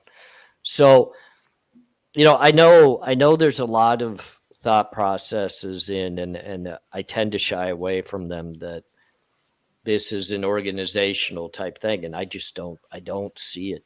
I don't fall into the category that feels that, and I'm not saying they're wrong. Trust me, I'm not saying they're wrong. I just don't fall in. I was affiliated. So I'm going to be 40. Oh my God, 48 years old here in a couple of weeks. And I spent over 28 years of that affiliated within, unfortunately, an affiliation. And this doesn't fit our bill. Like, I know people are trying to make this fit our bill, like what we would be like and how we would handle this. This doesn't fit our bill of how we would have handled this. We would have gone directly for the individual first, especially if they're at arm's reach. So the people that, lend credence to telling on people, informants, stuff of this nature. If that was the case, if you were the informant and you were the one that, was working with us to do whatever you were doing, we would come for you. Like, we go get you. We're not going to go to a college, university to get a group of people that aren't a part of that. We go get the person directly involved in that, because you're the one that told on us. So we're going to go get you. Mhm. So that people want to really kind of come at me because I've dismissed the idea of this, of the affiliation or it's something that I know a lot about because I was a part of it for so long. I was a part of Mhm. that for so long. And I just can say, that's not it. And people can believe Yeah. that for all they want or not. So if it's Now- not that, then according to as I'm going by the medical injuries, I don't think one person could have done that in 7 minutes in the timeline that they say, and I think the injuries themselves, like I said, if it was only one person, Right. they would have had been somebody very, in fact, not just a regular assassin, but the cartel assassins, and I'm talking about like South American or Central American gangs and things like this, have those skills, Oh, yeah. right? But you know what? Then the that leaves sad us to thing- the the more sad than thing one. about that, the Maven, I did plenty of time in the penitentiary, and I've got those skills. And I'm not a cartel guy, and I'm not that. And I could do it if I needed to. Okay. Can I rebut Yeah. the cartel thing? Sure. Yeah, I don't believe it was a cartel because cartels don't go in there with one lone individual with a knife. They either go in there shooting or they blow your house up. Yeah, that's how the cartels work. And it's not just one lone individual going in there with a knife. They'll either go in there and shoot you, or they'll blow your house up. That's how I much. And think that the whole thing took at least an hour and there was more than one person. That's my personal opinion. That's what I And- believe. And like I said, in my thought process, I weigh out the value of time and strength in numbers. And if you're going to come to me and say the totality of this happened, and let's just give it a 15-minute time frame, 15 minutes. That's quick. That's quick. And you got to be strong, and you got to be patient. You got to be calculated. You got to be organized. And I'm not saying a single person couldn't do that. Evidently, there's many investigators in this case that feel like a certain single person could do that. I couldn't. And I know many people that can't. If you stretch the amount of time out, if you give me 30 minutes rather than 15, now I can start looking more so at one. If you give me 45 minutes, now I think you got plenty of time, even if you're disorganized. Now you can accomplish this. If you give me an hour, even the weakest of individuals could accomplish this just based off of anger. So, I mean, there's so much that could go into this, and I don't want you to feel, Maven, and I don't want Nina to feel, or Robert, that I'm discrediting your thoughts or your opinions, because I'm not. I don't know. The one thing that I can speak on is what my past was, the people I was involved with, our beliefs, and how we acted upon those beliefs and handled things.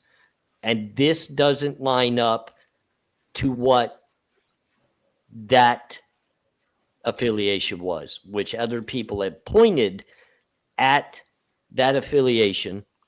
And all I'm saying is, I know from personal experience and fact, that's not how we do it. It's not how we do it. Yeah, Val B just had a not. comment here. She said, "How could those two girls not be sus? DM statements have changed as far as we've heard." I just want to quickly answer, and I'm going to leave the floor open to you two to throw your 2 cents into that. 3. I don't know what her original statement was compared to her final statement. I don't know that her statements changed that much, or they may have been completely different statements. All I want to say is a young lady, probably never in an interrogation room before in her life, was drug into an interrogation room,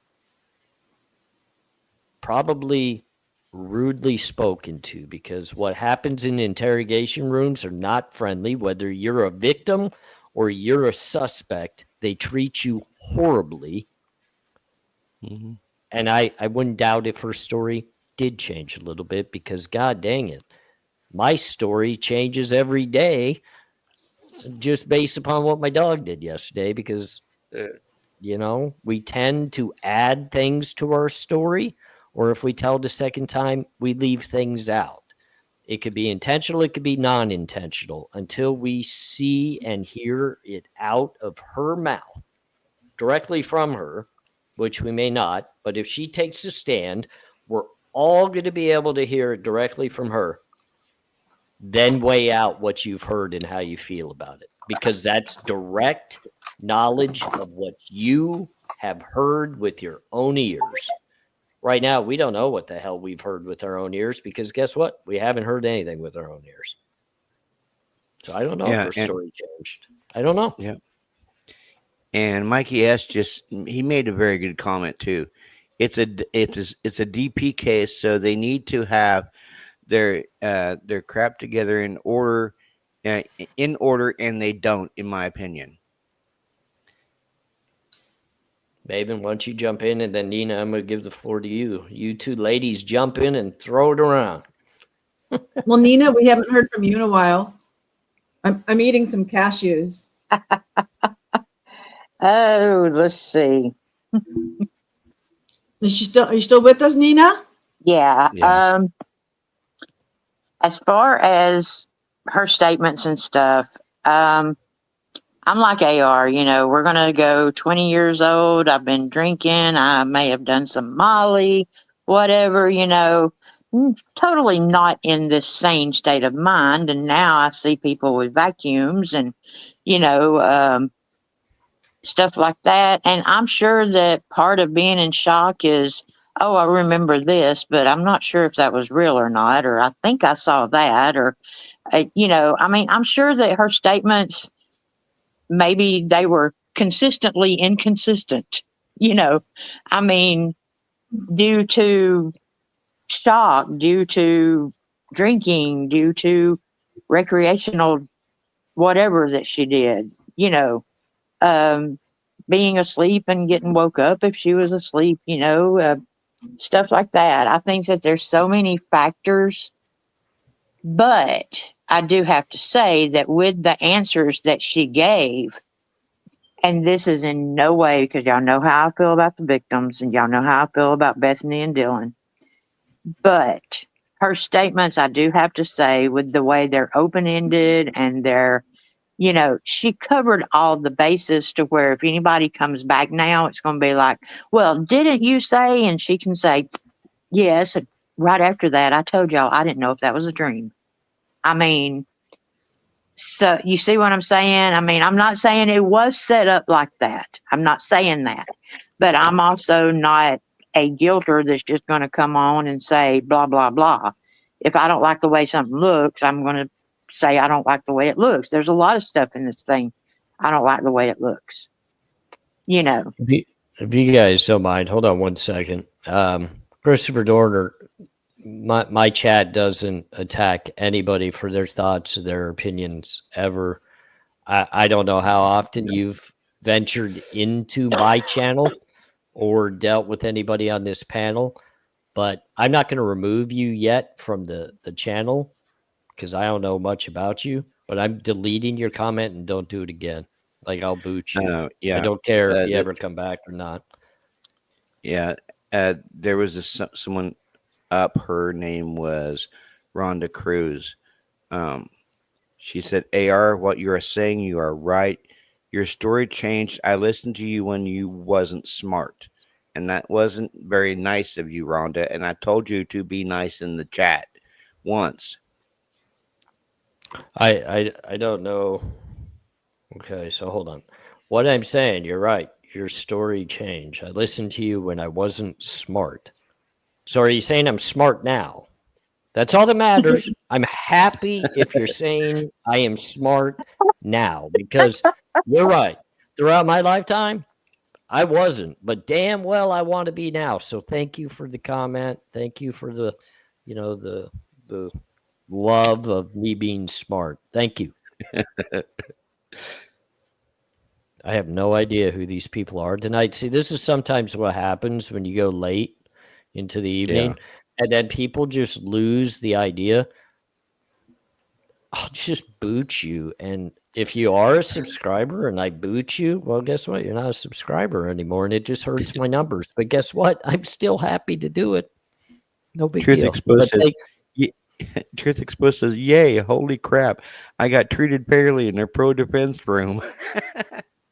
Always. In this channel, we respect everybody. I don't care whether you agree with me or not. And if you think I'm an idiot, that's cool. Just say it as it is. But remember, I used to be not smart, so I must be smart now.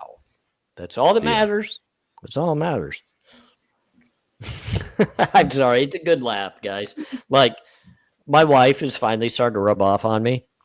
And it's just like, go ahead. Say you're dumb, ridiculous stuff like that, because it doesn't matter. It just doesn't matter.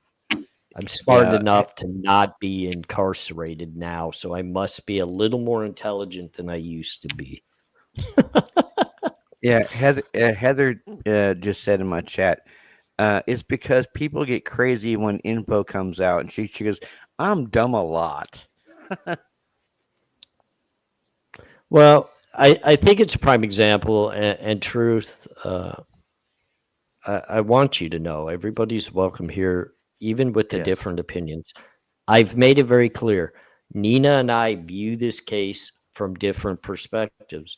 The Maven and I have a different perspective. She feels like it could be one thing. I feel like it could be something different. I'm not going to disrespect anybody based on their opinion, and nobody in my chat's going to disrespect anybody for it either. We come here to discuss things, talk like adults. We treat each other like adults. And at the end of the day, we go back to living our real lives. If you don't want to be a part of that mythology and do it that way, bye. Just Mhm. bye. There's many other channels, whether you agree with them or don't. Bye-bye. A Truth Seeker says Look at respect. AR. He's like deuces. I don't. So I got the people I care about, and I got the people I don't know. And if you want to come in here and be disrespectful, it doesn't even matter if you're being disrespectful to me or anybody in here. It's not allowed. Like it's not Well, allowed. I think Heather Fitzgerald is down there disrespecting me. No, I'm she's sorry. in my chat, Nina. She said, "Look at Nina. She testifying like pain, consistently inconsistent." Maybe do you know Heather Fitzgerald? Have you seen her work as a content creator? It doesn't regularly come up like in my recommendations, but I might be subscribed to the channel. I think I've come across her before. She's I've known Heather again behind the scenes. I say this behind the scenes, but I've got absolute love for Heather, and she cracks me up. She makes me mad sometimes. She cracks me up, but we have the same love for our pitties, and our dogs love looking at each other on TVs and all that. But I highly recommend anybody that's in the chat that is open-minded, go check out Heather's, because she's not one that gets out there to spread falsehoods or anything of that nature, but she does some fun stuff. But again, everybody as well, don't forget that in the description of this live, in case I don't say it again before we leave, I will have all the content creators that are up here on panel with me tonight. I will have their links to their channels in my description. I would appreciate it if you would venture over, drop some love on their page, give them some likes, give them some thumbs up, subscribe. Anything to do anything for a content creator that puts in a lot of effort and is willing to put their opinion out there in a respectful way, show them some love. So please do that. And then also the other creators in the chat, please do it for them as well. Appreciate that. And just so everyone knows, my next live is actually already scheduled. And so if you did go over to my channel, you'll see the time in your time zone. It should be tomorrow morning for those, like Sunday morning for those in the US. And it'll be crosswords. So if you want to take a break from all the true crime and just have fun doing a crossword puzzle, then you're welcome to join. You know what? I would, but I don't know how to spell, so crosswords don't fit my book. Let me tell you, that's one messed up game to play and try to involve me. Don't worry. Actually, don't, nobody has to worry about that, because like I'll type in the answer and you guys are just like answering clues, right? So you might know the answer to something, and even if you don't spell it right, I could spell it right. The murderer was in the kitchen. That's the clue. I'll end it with the clue. The murderer was in the kitchen in the game of Clue. Yes. Yeah, Love Tina says, "Woohoo! I like crossword puzzles." Yeah. Well, hope to see you join. Yeah. So anybody that's able, please venture over. If you're into crossword puzzles, enjoy some of that. Nina, what's going on in your channel? I'm going to wrap it up a little bit here soon, as Jen's going to be venturing home, but I definitely want to hear from each of you of what you got going on your channels, what's going on here in the near What- future, and what we can do to I support don't you. know if you've heard about the great state of Alabama's police department in Huntsville, Alabama, but they just about they're going to be like disbanded. The whole police department, the chief and everybody. Let's say they've been arrested from anywhere from what is it? Some kind of steroids, analogical, whatever. Anyway, Anabolic. steroids, hydrocodone. Anyway, they were taking all the evidence and stuff out of the evidence room. My type of police force. Where were they And when I needed them? boy, you ain't kidding. I mean, they're like totally getting rid of the whole police department. I was I like, needed yeah, all leave my it up to evidence. Alabama. Got to get them on my evidence lockers. Let's get rid of some of that evidence there, police officers. Get to work. But I mean, it's stuff like that who can blame anybody for doubting law enforcement? I mean, when you got that kind of crazy stuff, I mean, hey, and here they were smart though. They would get the steroids and stuff and they would go to the hospital, and one of them's wife was an RN, so she would give them the shot. Yeah, so she got arrested too. And I want to make a quick statement. I am not against law enforcement. I am not a law enforcement hater. I just want to hold not only law enforcement, but people in everyday life accountable for your actions. And I believe that, my channel, one of my focuses is let's walk honestly and transparently through life to the best of our capabilities, and that includes the justice system. And here's an example. Nina's bringing one to the forefront. These are the people that are supposed to help guide us as public servants into a protective community, an honest community, and people like myself that have a criminal past, a mindset that can venture over to the criminal side of things, look for guidance to let me know it's okay to live honestly and transparently. And if I see law enforcement or people within our system not doing so, why should I? Why should I? And this is a point that needs to be made so that other people that don't have someone like I have with my wife and the friends that I have that support me in walking the right way in life, that could very much slip back into the darkness of their lives. We need guidance. We need leaders that will do it in a transparent and honest way. And I know I joke around about this law enforcement and how I wish I had been I'm appreciative of some of the officers that stepped into my life that were strict and honest and willing to kick me in the ass when I got out of line. That's what was important. I needed the truth, not this. So, Nina, Well, is that something that you're working on and covering? oh yeah, because and one of the reasons why is because how it all started was they found their dispatcher dead in his office from fent. And so, of course, me being, losing my son and then me being in recovery too, I'm like, because I think that I'd like for everybody to realize one day that losing someone to addiction is not just through overdose. When I would do those Left Behind every week, I had a girl on there that her best friend was at her dealer's house. Somebody broke in and killed all of them. Well, they're like, she didn't die from an overdose. No, if she had not been addicted, she wouldn't have been at the drug dealer's house. So addiction took her life. It's not just through overdose, but just through overdose, I will tell anybody that we lose someone every 11 minutes due to fent. I mean, they found their police dispatcher dead in his office. That's when it's hitting home, is when your police are dropping dead from it. Just real quick, I want to reach out to Rollo I'm not ignoring you, my friend, and I know that you discuss a lot of things within the chat, and I'm definitely not ignoring you. And I am open minded to hear your thoughts, your theories, and your opinions, and the things that you present. I know you're a content creator yourself, so the best way that I can handle that is tonight I'm going to be wrapping up, and I've had a great time with the panel that I have here.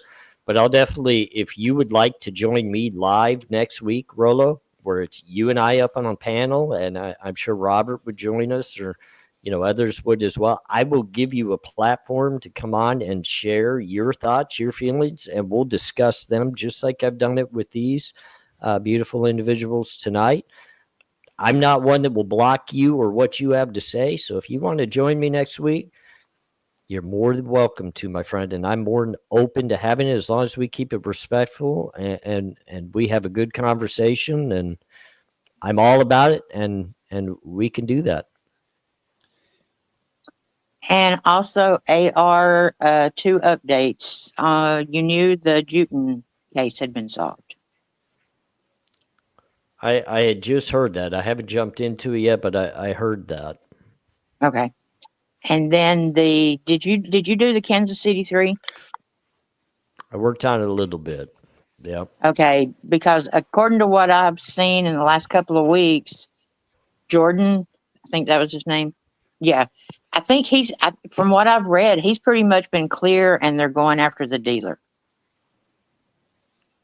I'll have to dive back into that one. If you guys have forgotten about that case, that's the Kansas City 3, where I think it was 3 individuals were found outside, right? Like it's either 2 or 3 of them had passed 3 of them were out in the snow, out in the freezing cold, and then the homeowner was in the house, and evidently he had an issue, and I had a gut feeling that they were going to go after the dealer there. Hold on one second. I'm trying to read a comment here, and Rolo. And Blake said on PCA that Ethan was on floor in Mabbott's Edge. Oh, I think what he's speaking about is, and I'll touch on this real quick, and you guys could share your opinion on this as well. When Mabbott, the coroner, actually came in to the home originally, she was stating in her interview on live TV that she actually found everybody in their beds. But then when Payne and Blake are in the PCA, they're stating that Ethan was on the floor. And there's just the differences between what Mabbott had to say and also what Payne and Blaker had to say. And, I'm going to just quickly give my opinion. I don't think Payne and Blaker did a very good job within their PCAs because I don't believe they wrote them. I think they were taking information from the cumulative group of people, and this is directly from Hippler, that he allowed it all in because Hippler stated, it was a cumulative effort into writing. And, I know a lot of people, and he just made the statement, staged. There are a lot of people that feel as though the crime scene staged. They feel like things have been moved within the crime scene, people possibly moved, even crimes happening at various spots. And, I'm always open to hearing thoughts and theories, and I would love to have that discussion with you, Rolo. I think it would be a better discussion live with you and I being able to talk about things and better understand it than through, posts. But that's one that we can discuss, and I'm sure we'll debate because I'm not one that feels like it was staged. I'm not one that feels like bodies were moved. I'm not one that feels like the crime happened at another place. And I'm not saying that it's not the case. I'm just saying that's not what I believe. But anyway, Nina, back to, I don't know if you had finished. I'm sorry I cut you off. Oh, no, that's fine. But with you being from Las Vegas, what do you know about the guy that actually got arrested for the murder of Chris Tapp? For the murder of who? Chris Tapp, the Angie Dodge case where he went to prison for 20 years and then the IGG proved that he didn't do it. In 2023, he was in Oh, Vegas. yep, Yeah. yep, yep. I know what you're talking about too. You know that I know this sounds stupid, but I haven't dove into it at all. I haven't researched that at all like other people have. And if I were to try to make any comment on it, it would be complete falsehoods and bullshit. So I probably shouldn't do it. Hey, well, brother, you know how you not talk behind the scenes Yep. about, yeah, I was telling you about, I thought about starting a gaming channel. Yeah. Hmm. And, I was going to surprise you with it tonight, but I'm going to be getting the gaming channel off the ground here in the next couple of weeks. And I'm still going to have my true crime channel, but the gaming channel is going to be like a little side thing. Like if I want to play video games, I'll just hit jump online on Twitch or on YouTube and go live playing video games. That would be good. That's an enjoyable. It's kind of like my wife's dog channel. It's something you can jump into and do for enjoyment. And love Tina, I definitely appreciate you for subscribing to the Maven, and that's always a great thing.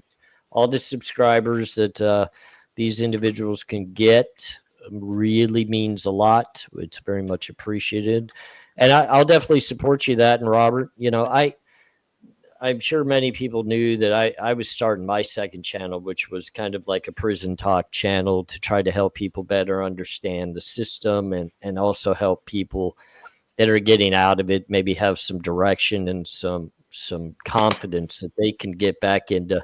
You're killing things over there. I see you, the Maven, but you can get back into society. But I started to go with it, and then I just I dropped it. So I don't know if I'm ever going to fully get back in. But, I've been in discussion with Warning Label Nina. I want to add her. I'm going to be doing more lives on a weekly basis. And I kind of wanted to thank you again, True Seeker, for the subscription. I wanted to have Nina come up and do 10 to 15 minutes of, a show worth of Warning Label rants and raves where I give her chance to come in and speak on things and speak with an open mind and no restriction to what she wants to talk about. So I'm hoping that I can get direct with her and be able to make that happen. The Maven, I would love to definitely stay in touch with you. And if we could work something out to get you on, I would love to do that. And Robert, that you and I have talked a lot. We're already hooked up and trying to do stuff. And if we could ever not be lazy, we'll do some of that nature. But I definitely support you in your endeavor with the gaming channel. If there's a way I can help, I'll be all for it. And Just don't Nina, throw any controllers, please. Robert, I went to play my video game yesterday. I don't have any controllers. I broke them all. It really sucks too because they're like $50 a piece. My wife just bought me a couple of them, and I don't have any more stupid controllers, damn things. I mean, Jesus. Yeah, I just had to give up video games. They're too expensive, like way too expensive. Now, are we going to talk backstage after the live, brother? Yeah, if you want to stay with me, that'd be great, Robert. But I don't expect the ladies, if they don't want to hang out with the cool guys, to hang around. But, I definitely, this was a great panel. I appreciate all of you for joining me. Yes. And the community was great. Again, I know we started true crime. We ventured away. We came back. We ventured away. And then, we had some fun with some idiots in the chat. But very appreciative, and I definitely want to do it again. I'm definitely excited to have all of you back if you want to join me. And Rollo, like I said, I extend that offer to you out next week. I will be off. I'm not doing anything Sunday, Monday. Starting on Tuesday, I'll be back to the grind. I take that back. I might do something with Jen live, maybe on the dog channel if anybody wants to hang out and do something.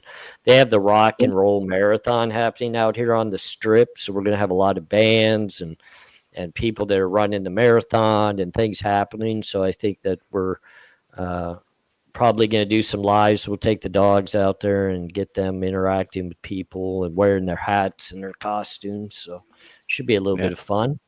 But I don't know if you're going to be going to WrestleMania this year, brother, because you said you had tickets for it. I do. I watched it last night.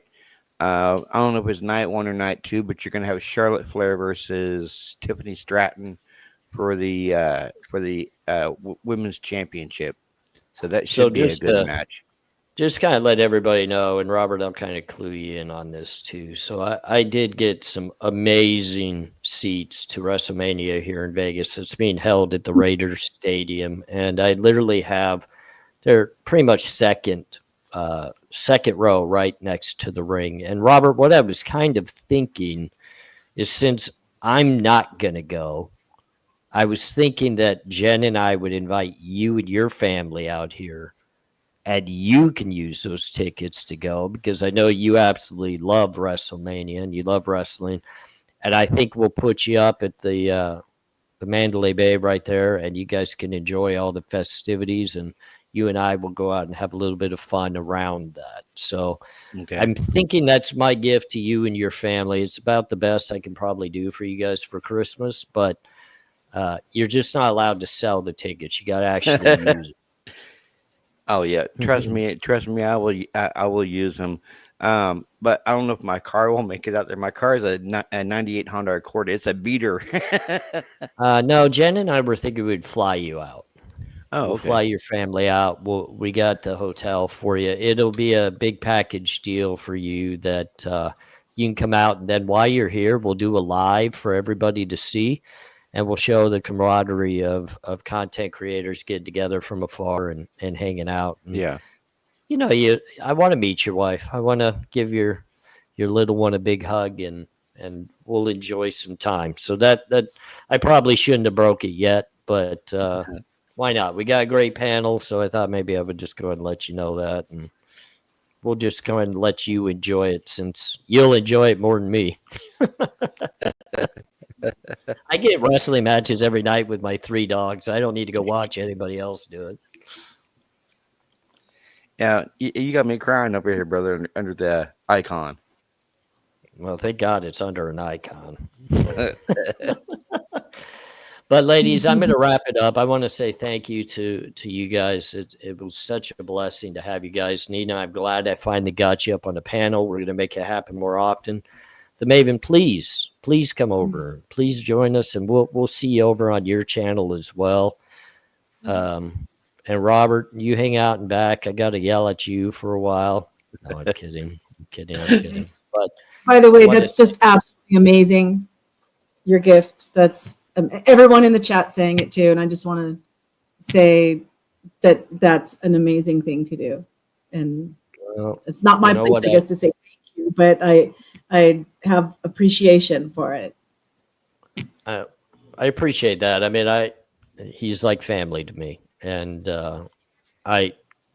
I knew when I got the tickets that I knew who they were going to. I just didn't know when or how I was going to break it to them. I probably should have done it in a more surprising way, but I mean, it is coming up. It's happening here in April, so I got to make sure we get everything set up for them to get them out here. So, all right.